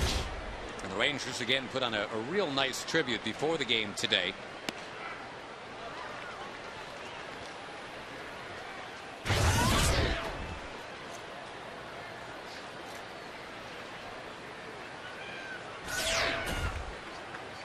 One out of 3 today for the switch hitting Melky Cabrera. One of 13 Yankee hits. Rangers have 3 hits today. They've all been doubles. And the problem is the Rangers have gone 0 for 7 after those doubles. Yeah, 2 of the doubles were leadoff doubles of an inning.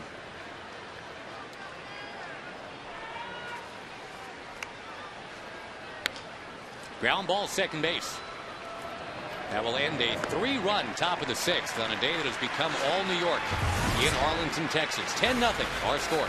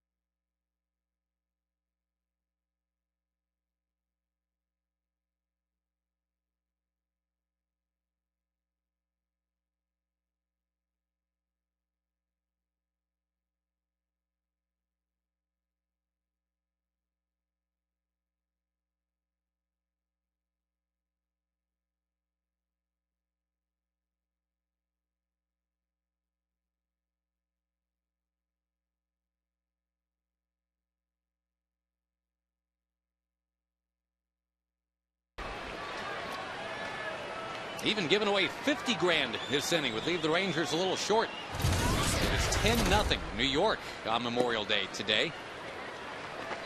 Obviously a lot of attention being paid to how well the Yankees are swinging the bats today, Tag. But boy, we should also mention that Phil Hughes has pitched very, very well, following up on a 9 strikeouts in 5 innings effort his last time.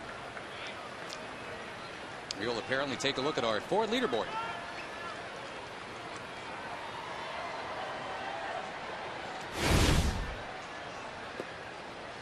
Michael Young and many Rangers hitting well in this month of May. May has been a very kind month to the Texas Rangers. How about Joe Mauer, by the way? 9 home runs already this year. Came off the DL swinging, that's for sure.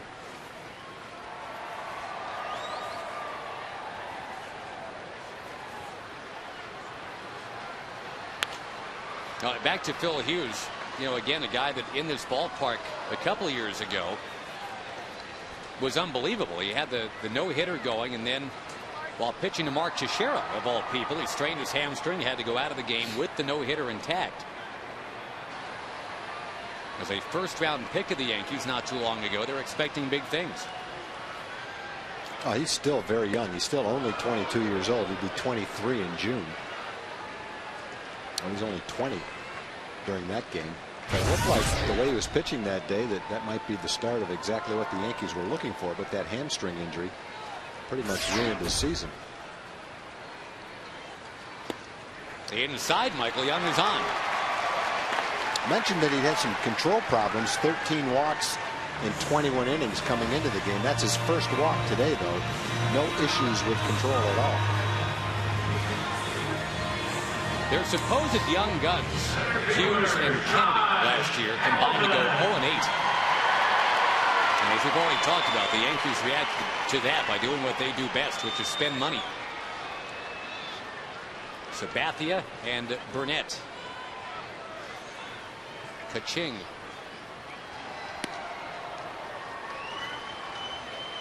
Last year was kind of a turbulent year for the Yankees, I guess. There was a change in the manager's chair for the first time since '96. A change in who's signing the checks for the first time since 1973. And a couple of different Steinbrenners that have ascended to the top of the ladder. Hank and now Hal Steinbrenner rather than George. And Joe Girardi is the manager.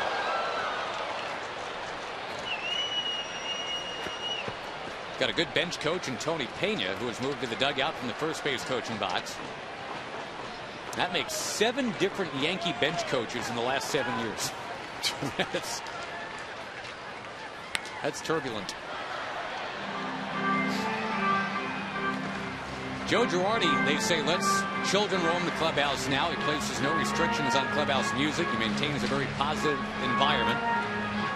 But you'd appreciate this tag. The one thing he's a stickler about is no junk food allowed. No junk food. Wow. No sweets in the clubhouse. No candy, no Doritos, no ice cream. I have no problem with that. Granola bars and fruit. The Rangers have gone a long way to accomplish that, too. Rangers clubhouse is a very healthy clubhouse. There's not much that a candy bar can do for you during a baseball game that helps There's you. not? No. No. I wish I knew that when I was playing. Well, why'd they make Reggie bars then for Reggie Jackson? I mean, to sell to people other than baseball players who are playing a game. Gotcha. There's nothing wrong with a candy bar. Just that big shot of sugar doesn't do a whole lot for you during a ball game. That was quite the rage for a couple years back east, was the Reggie bar. Catfish Hunter had the great line about that. The candy bar that you unwrap and it tells you how good it is. It's kind of like a mutant Reese's peanut butter cup is what the Reggie bar was. It had some peanuts in there.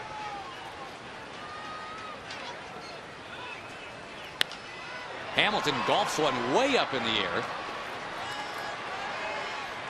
And Melky Cabrera's got it.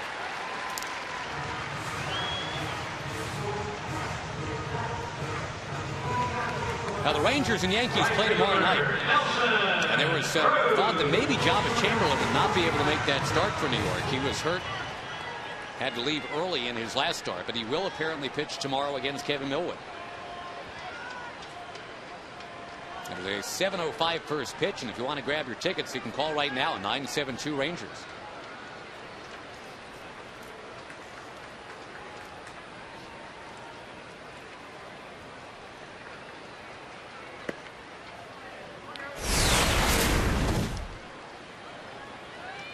Jabba Chamberlain is built like the machines that dispense the junk food. Those square shoulders and that rocket ship fastball. He will be on the mound tomorrow night against Mr. Millwood.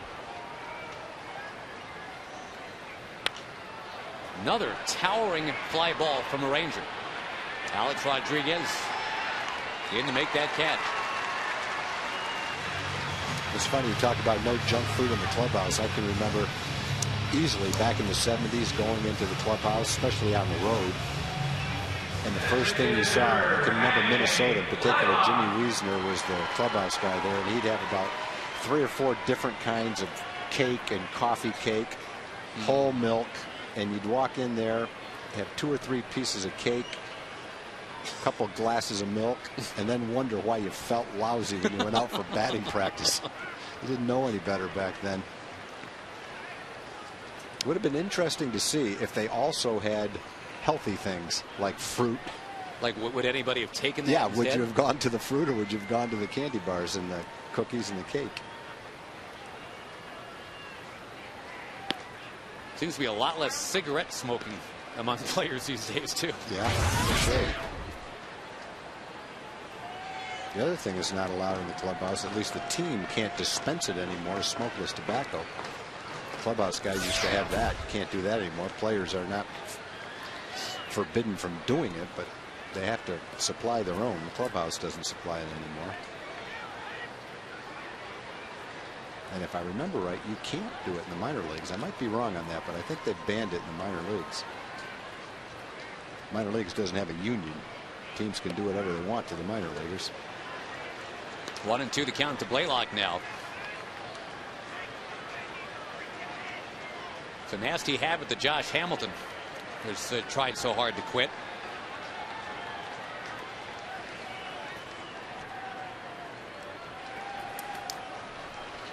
Rangers being out hit 13-3 today. There's been a lot of that today. He's kind of squibbing baseballs out in front of home plate. Most of them on Hughes' curveball. He's got a good curveball. Very consistent fastball today. If you want to drop one number on his fastball, it's been 92 most of the time. Occasionally 93, occasionally 91. Most of them are at 92, which is solid to go along with a curveball and a slider.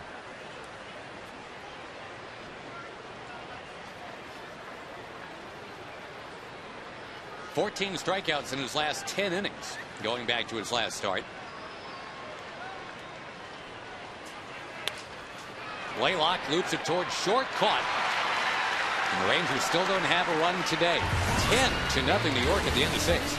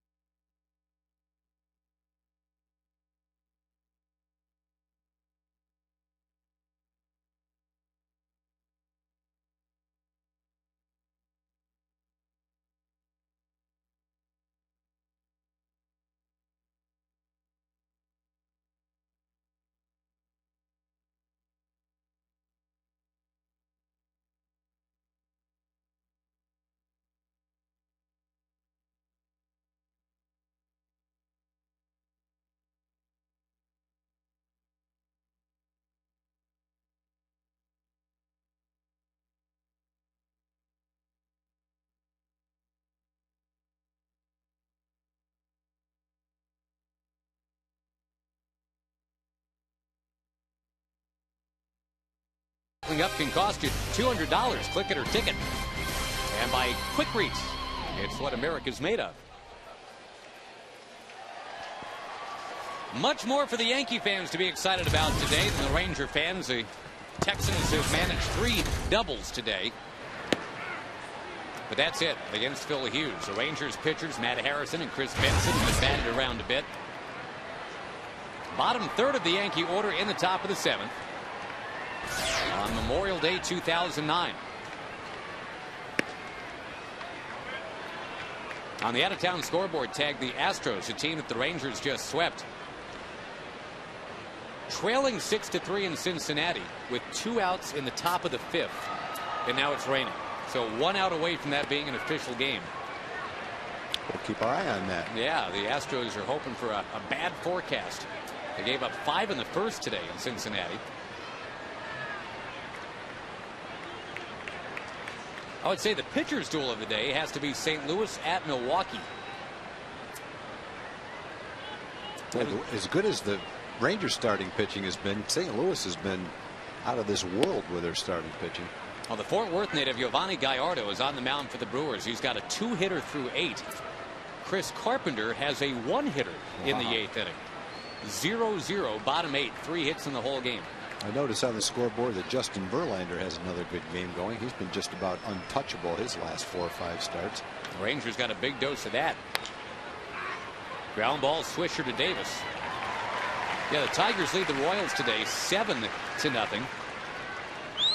That game is at the 7th inning stretch, and it's a 5-hitter for Verlander. We go to Jim Knox. All right, thank you, Josh. With a couple of big-time Ranger fans. This is Tara. This is Cameron. They got married on Saturday in Beaumont. And Tara, what happened after that? Well, after the wedding, we ended up in Houston, watched the Rangers and the Astros play in Houston. Here we are today, and then tonight we're driving to Kansas City to watch the Royals and Detroit play. And you're good with this? I am fine with this. All right, engagement ring 1,000, wedding dress 750, tux rental 150.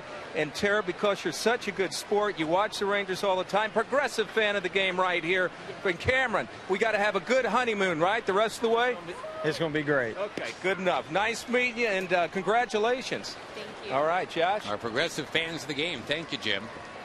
My honeymoon was much different. I'm not saying it was better or worse, just different. Well, if everybody took the same honeymoon, it would be really strange. That's true. A lot less driving. Wouldn't be any room. A lot of awkward things happen. Imagine if everyone went to the same hotel on their honeymoon. It's like you have to camp out for like 20 miles away trying to get to it. That ball fouled by Ramiro Pena, who's had some strong at-bats today. What they would probably do is let each person stay there for about an hour. And you just run them in and out? Yeah. Keep running them out. Well, no pressure there, Tag. But put up tents in the backyard. This is an outstanding wedding that I kind of eavesdropped on at the Rangers Hotel in Houston, I have to admit. That ball by Bird is trapped. Marlin came up showing that baseball, said, I got it. But down the line went Phil Cuzzy to say, no, you trapped it. That was a nice try. Looked like from here he trapped it as well. Marlin's not arguing. But he did a nice job to catch the ball on that short hop and hold the runner, the hitter, to a single. Yeah, I saw that wedding in Houston, too. That looked like a fairly high-class wedding. It looked spectacular. I'm not Owen Wilson. I'm not Vince Vaughn. Don't pretend to be. But I was just kind of wandering in there and just, seeing if the pastries were any good. I'd be surprised if they weren't. That's an incredible hotel. That's the best restaurant in the league, too, by the way. In Houston? Yes. Of any hotel. I got to remember that. I had breakfast 3 times, lunch twice, and dinner once in there. What'd you do the next day? Must have tried the ballpark. That's a great hotel. Well, the Rangers had, obviously, top to bottom, a real nice time in Houston. Won 3 games. And they were trying to carry all that with them home here. The big crowd here today, 49,000 or so. But again, right from the first few pitches of the game, it just kind of tilted towards the Yankees, and it kept sloping. 2 runs were in before the Rangers had achieved an out today.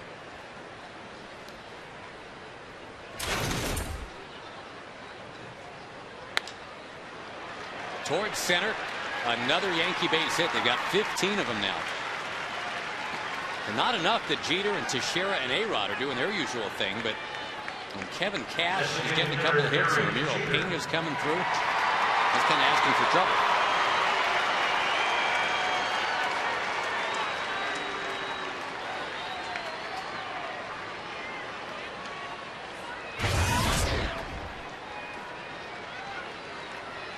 Couple of runs scored for Jeter today.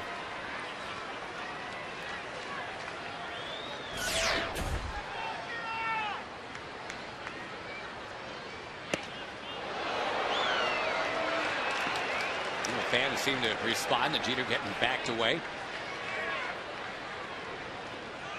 Talking about runs scored, did you see this tag? The top 3 guys in the American League in runs scored are the 3 guys hitting 1, 2, 3 for the Baltimore Orioles.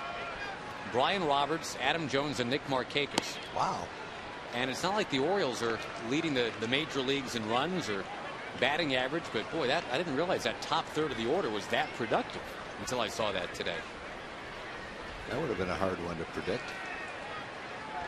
Here's another one for you. You know who's leading the league in hitting right now? Jason Bartlett, former Sooner. That ball driven to right. Well hit. Nelly Cruz is back, reaching up to make the... Yeah, he did make the catch. Thought he lost it there for a second. He got it. Out number 2. Yeah, Tampa Bay got Jason Bartlett because they wanted to upgrade their defense. I don't think they expected to get the league's leading hitter after 2 months of the season. More power to Jason Bartlett having that kind of a year. Nelly Cruz is hanging on out there. And Johnny Damon, we mentioned he's having a really strong year with Jeter going to lead off and Damon hitting second. I think Damon has really taken to that. Already 10 home runs. That's the most he's ever had by Memorial Day in his career. That's a great situation for Mark Teixeira and Alex Rodriguez batting third and fourth when you've got 2 veterans like Jeter and Damon batting in front of you. Both of them have good speed. They're on base all day long. You're going to have plenty of opportunities to knock in runs. Teixeira and Aaron will have to wait till the 8th to bat again. We will keep it right here on Memorial Day. The singing of God Bless America coming up. The Yankees lead 10-0. Armed services who are serving the country both at home and abroad.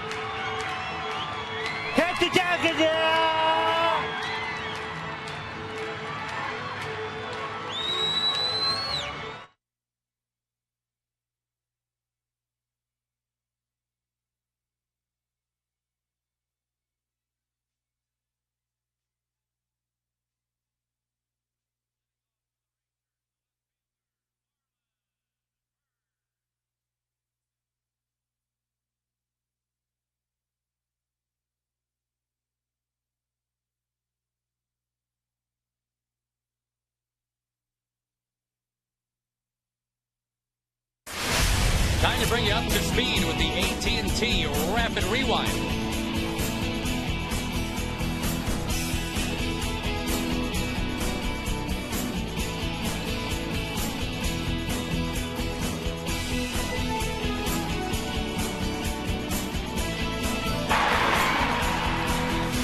Nothing New York. AT&T, the nation's fastest 3G network. AT&T, your world delivered. Marlon Byrd batting for the Rangers, and just an unsightly line score right now if you're a Ranger fan. Phil Hughes all the way today for those New York Yankees. Gets a pop-up from Marlon Byrd. Cano called off. The great American poet Walt Whitman once said that to have great poets, there must be great audiences too. And we have the great audience today. We have a wonderful audience today. Still waiting for the poets to make an appearance here. The Rangers being out hit 15-3. The ballpark looks great. Notice the star cut on the infield here today. Very Texas.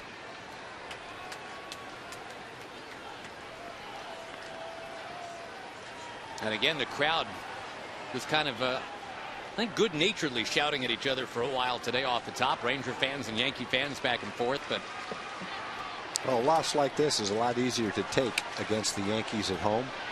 When you look at the record and you look at the standings and you see the kind of start the Rangers have had, and you understand in baseball that over 162 games, you're going to have 15 or 20 games like this, no matter how good your team is. Right. You hope they don't happen at home in front of 49,000. Today, if you had to pick your day, this is not the day you would pick for it to happen. But it did, and you just have to get past this game and come back and have a good game tomorrow.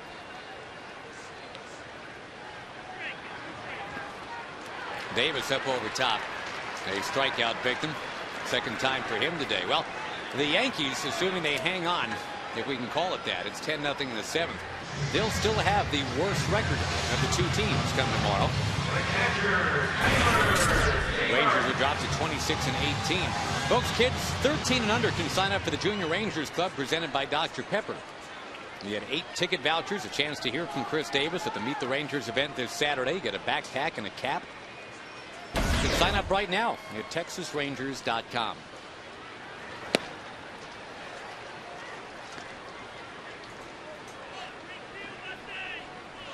I'm pretty much done with the Walt Whitman for today too. That's all you got with Walt? I got nothing else. He had a lot more going for him than just that little I know. That's just the one that kind of came to mind today. I'd like to see the Rangers at the very least. I mean, you know, they have hit those doubles today. There's been decent defense today, but nothing really sparkling yet. Just something to get the crowd up and roaring all together.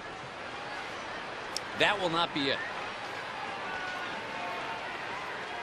That will be another pop fly out. Rangers have been doing quite a good bit of that today. Phil Hughes in charge. 10-0 New York.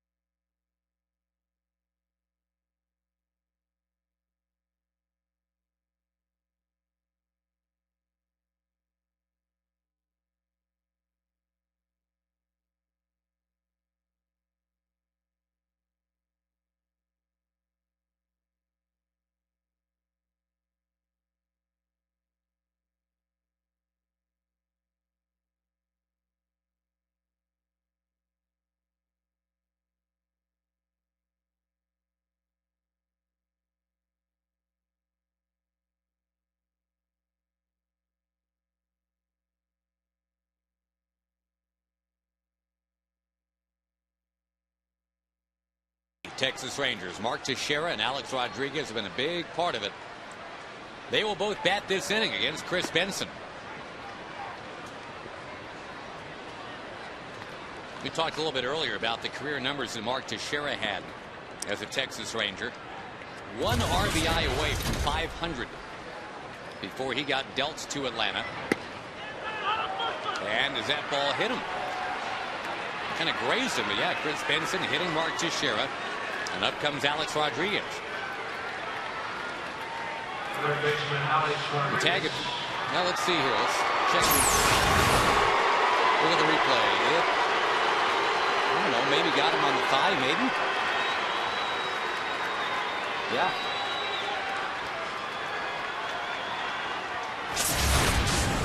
So Teixeira on base 4 times.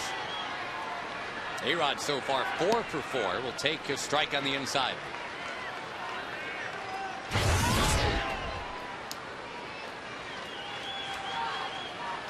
As impressive as those Ranger numbers were for Teixeira, the 3 years that Alex Rodriguez spent here, we now know those are maybe some tainted numbers, but the average A-Rod season here, 52 home runs and 136 runs batted in. And A-Rod, he spun out of there. I think when you talk about the teams in those 3 years, they weren't good teams. They were bottom of the division teams, but it certainly had nothing to do with Alex. He was the best player in baseball those 3 years.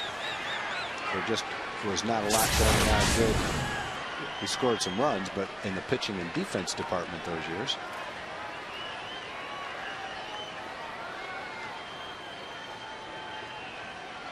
It's also a good lesson, unlike in basketball, where you can add Shaquille O'Neal to an average team in his prime and turn it into a contender. One offensive player in baseball, unless you've got a good team to go around with him, doesn't really make that much difference. A-Rod is 5 for 5.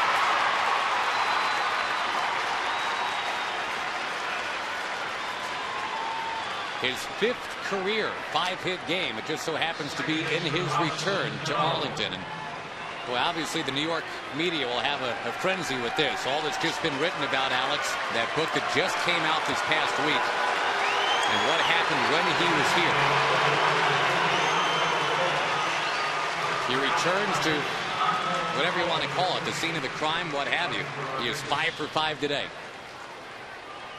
He came into the game with 10 hits since his return. Angel Baroa comes in a pinch run for Alex, who is done for the afternoon. It was 10 for 53. 10 hits, 7 home runs, and a double. Today, in 5 at-bats, he has 5 hits. So he's got half as many hits today as he's had the whole time he's been back. Well, when he came back off the DL, and everybody in Baltimore seemed to be voicing their displeasure with him. There's a base hit the other way for Cano. It's going to be bases loaded and nobody out. I mean, there again was, I guess, vintage Alex Rodriguez, right? The very first pitch he sees in his season, with all that's been swirling around him. Those fans in Baltimore giving him all kinds of the business. He just steps in there and hits a 3-run home run.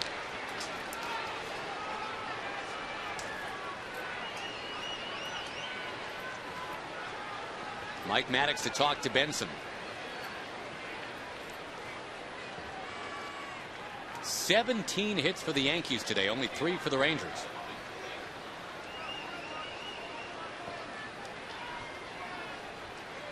Again, the Rangers came in today in first in the West. Check the Jack in the Box standings. They will still be in first in the West. The Angels host the White Sox tonight.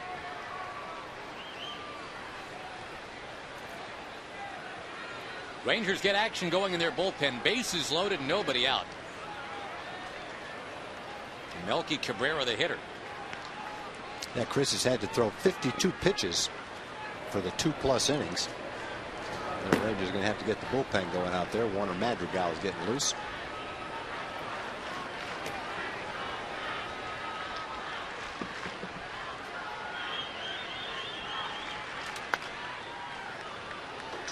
The opposite of this game is happening in Milwaukee. They are now scoreless in the 10th. St. Louis and Milwaukee. 4 hits total in this game, Tech, through 9 into the 10th inning. Giovanni Gallardo and Chris Carpenter, the starters. Carpenter went 8, Gallardo went 8. That is some kind of battle. Chopper foul. 10 strikeouts in that game for Carpenter in his 8 innings.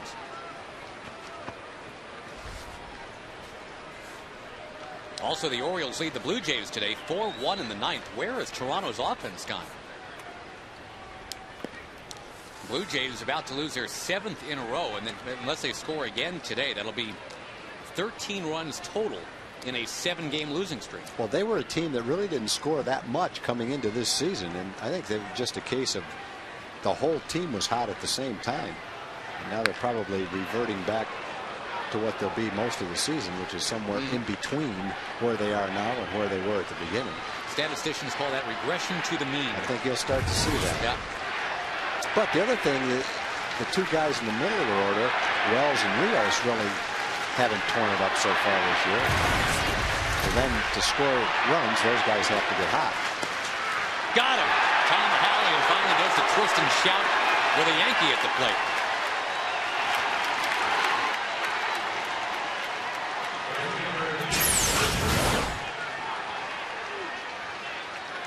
They dropped a changeup near the outside corner. Got the call. And Chris could use a ground ball, turn a double play right here and get out of the inning, which might allow him to come back out and finish the 9th too.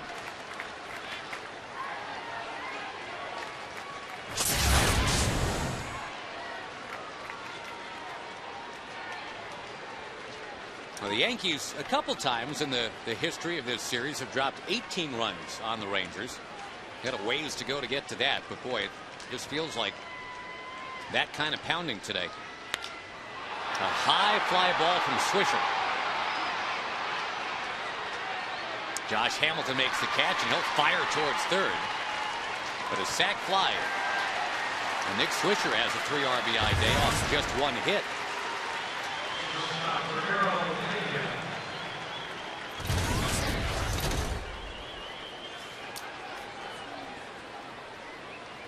Two in the first, 4 in the third, 1 in the 5th, 3 in the 6th, and 1 in the 8th.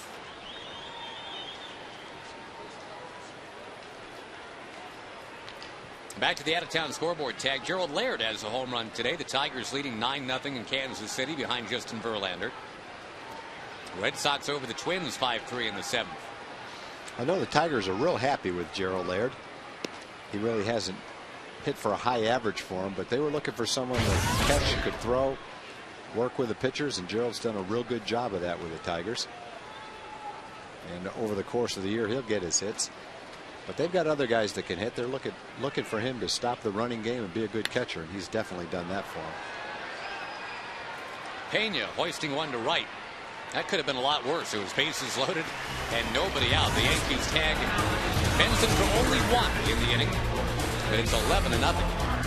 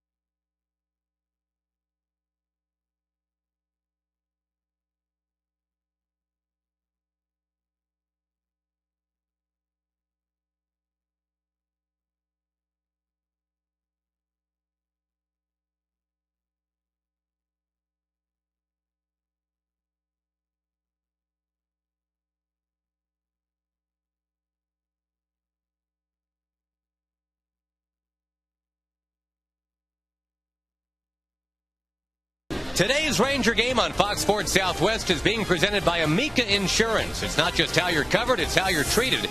For more information, visit amicatexas.com. Bill Hughes continues on the mound. He has been dazzling today. The Rangers were averaging 6 runs a game in the last few ball games, but today they're being shut down completely. I'm sorry, Tag. I was just going to say he's thrown a good game because he's had a good fastball, been around 92 miles an hour that he's been able to throw for strikes on both sides of the plate. He's thrown that pitch, a slider with success, and a real good curveball today. So all 3 pitches have worked for him. He's got real good stuff to begin with, and even though he came into the game with a 7.06 ERA, he has not pitched that way today. He's pitched like a young prospect that they count on being a big part of their rotation. Not necessarily the way he's pitched most of this season. Although in his last start, he pitched 5 innings and struck out 9 batters, gave a kind of a glimpse of what might be ahead today. Kinzer, a wave and a miss. Baroa, by the way, stays in the game playing third. Looks like Melky Cabrera has moved to left, and Brent Gardner is in the game playing center.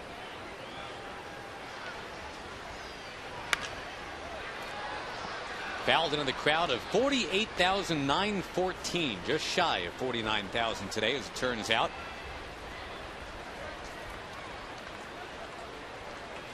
Standing room only. Only the opening day crowd this year any bigger.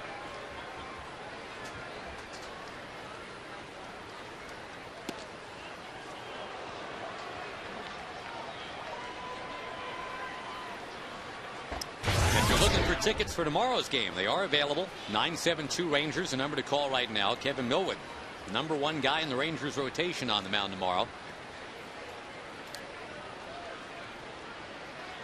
And if you haven't seen Derek Holland pitch yet, you get that opportunity Wednesday. The 22-year-old lefty will be opposed by A.J. Burnett. That's the Wednesday 7:05 game.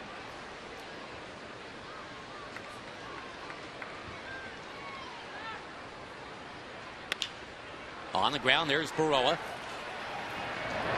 Still a 3-hitter for Hughes. We go to Dana Larson. Well, guys, I know the score is disappointing, but don't despair. We will find a way to have a good time in the post-game show. The insightful and oddly funny Evan Grant will be with me. And also, I know Tag don't tweet, but I know a lot of you out there do, and we will answer your Twitter questions. It's Twitter/FS Southwest. That's coming your way right after the game, guys. Thanks, Dana. Tag, that's don't something tweet. I never heard. I never thought I'd heard Dana say. Tag, don't tweet. I never thought I'd hear anybody say that about me. Michael Young blasting away. Gardner on the run. And it's just been that kind of day, top to bottom. 11-0 Yankees at the end of 8.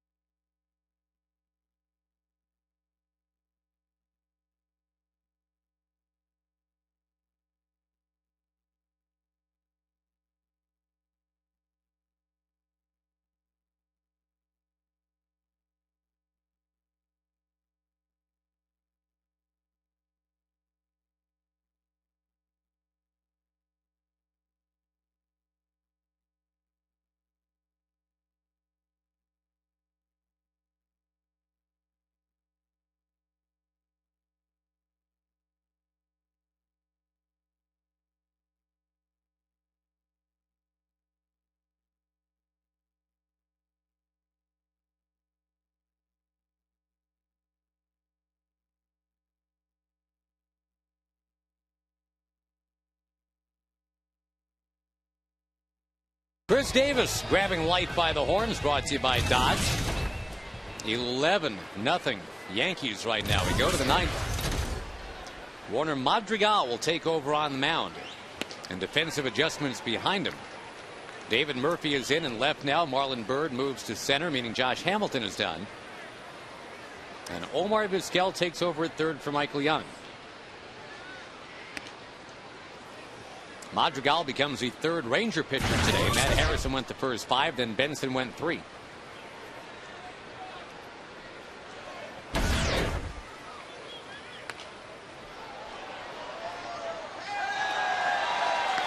Crowd is thinning out a little bit. Obviously with the lopsided nature of the score. And it being kind of a warm day today, some of the fans are heading on out. But boy, great crowd of just shy of 49,000 here for Memorial Day.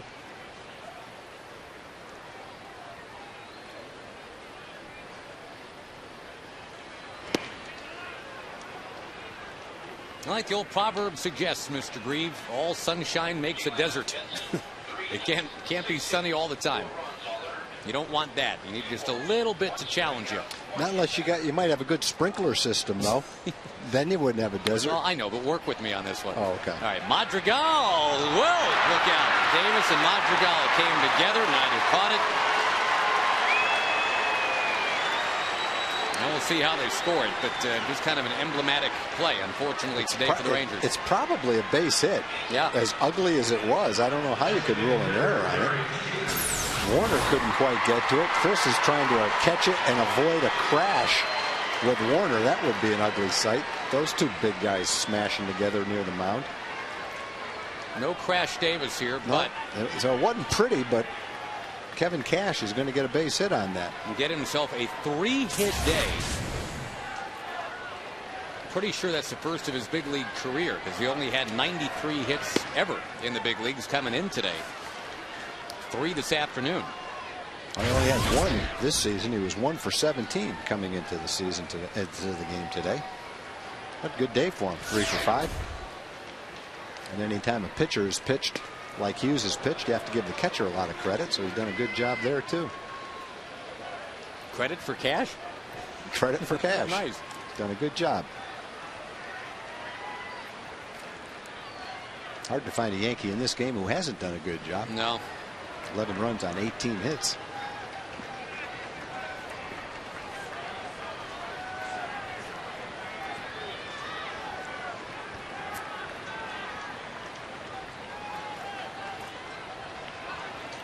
It'll still be the second best start in franchise history for the Rangers at 26-18, assuming they do not come back in the ninth.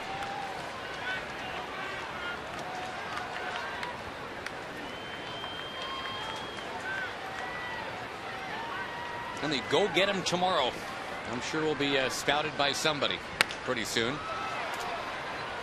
Tomorrow is Millwood against Chamberlain on May 27th tomorrow in the Metroplex. 7:05 first pitch. And folks, don't forget the Friday game now is Friday games. It's a doubleheader against the Oakland A's. Twilight doubleheader. Pass the mound. Elvis Andrus waits for it. Shuffle step. Throw. Got him. Double play.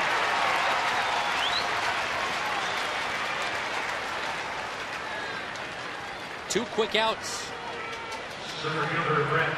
Now Brett Gardner to hit for the first time today. Johnny Damon is done after being on base 3 times.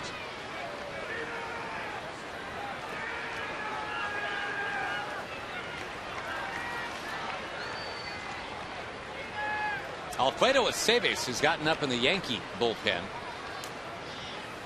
Hughes, by our count, is at 99 pitches.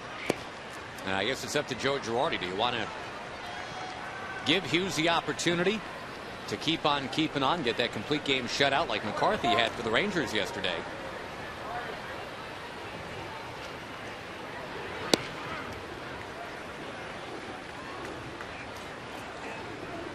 It was a pretty hot day out there in the sun. I think you have to give Hughes a lot of credit for being able to go 100 pitches today and go through 8 innings. I'm sure he'd like to get the shutout.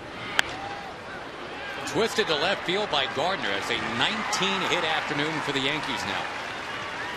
And we'll give Mark Teixeira a chance to swing the bat again.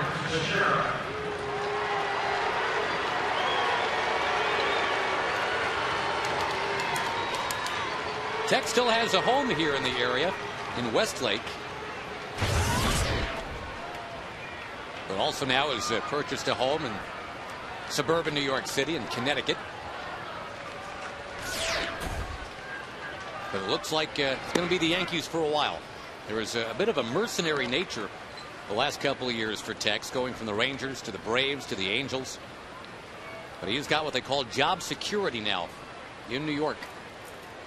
Well, one thing a player has the right to do, and that's to become a free agent and to go to the team you want to go to. The trades were nothing that Tex could control, but he could control where he went as a free agent, and you can't blame him for where he ended up. He's on a team that today is winning by 11. Last shot for the Rangers when we come back.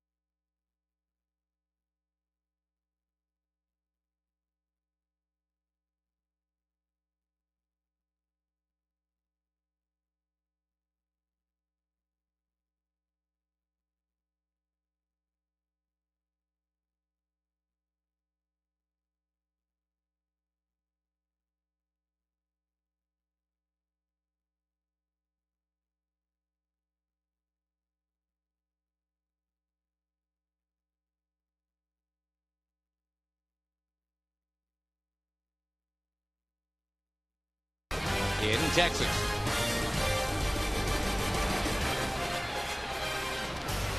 Well, the ultimate oh well today. The Rangers with big expectations in front of the big crowd. Alfredo Aceves is in the ball game now on the mound for New York after Phil Hughes went 8 innings of 3-hit shutout ball. This guy's been quite a find for them. Middle relief had been an issue the last couple of years for the Yankees, and with Aceves, even with a 1.32 ERA, they are digging this guy in New York.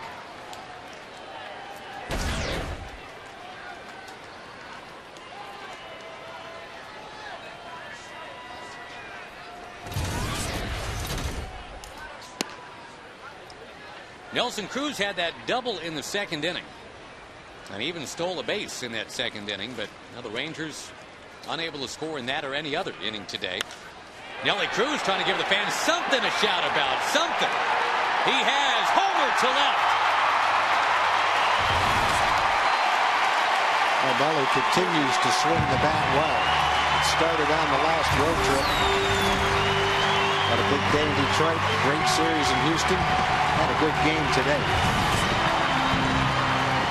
He had a line shot double to right center field and a no doubt home run right there.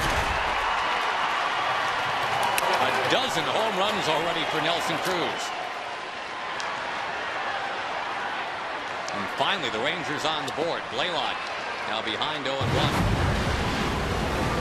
Words like freeze cam will show you where Nelson Cruz made contact. Now back live, Blaylock chips one towards third and short. Baroa cutting in front to make the catch, or excuse me, the pickup in the throw. So there's 2 down in the 9th inning as Blaylock grounds out.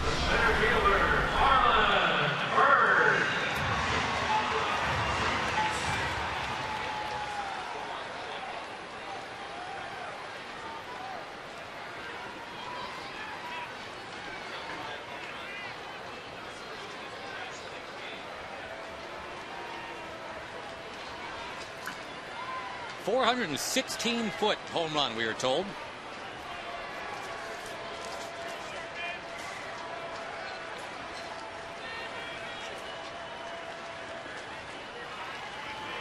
Now Marlon Byrd, and he takes strike one.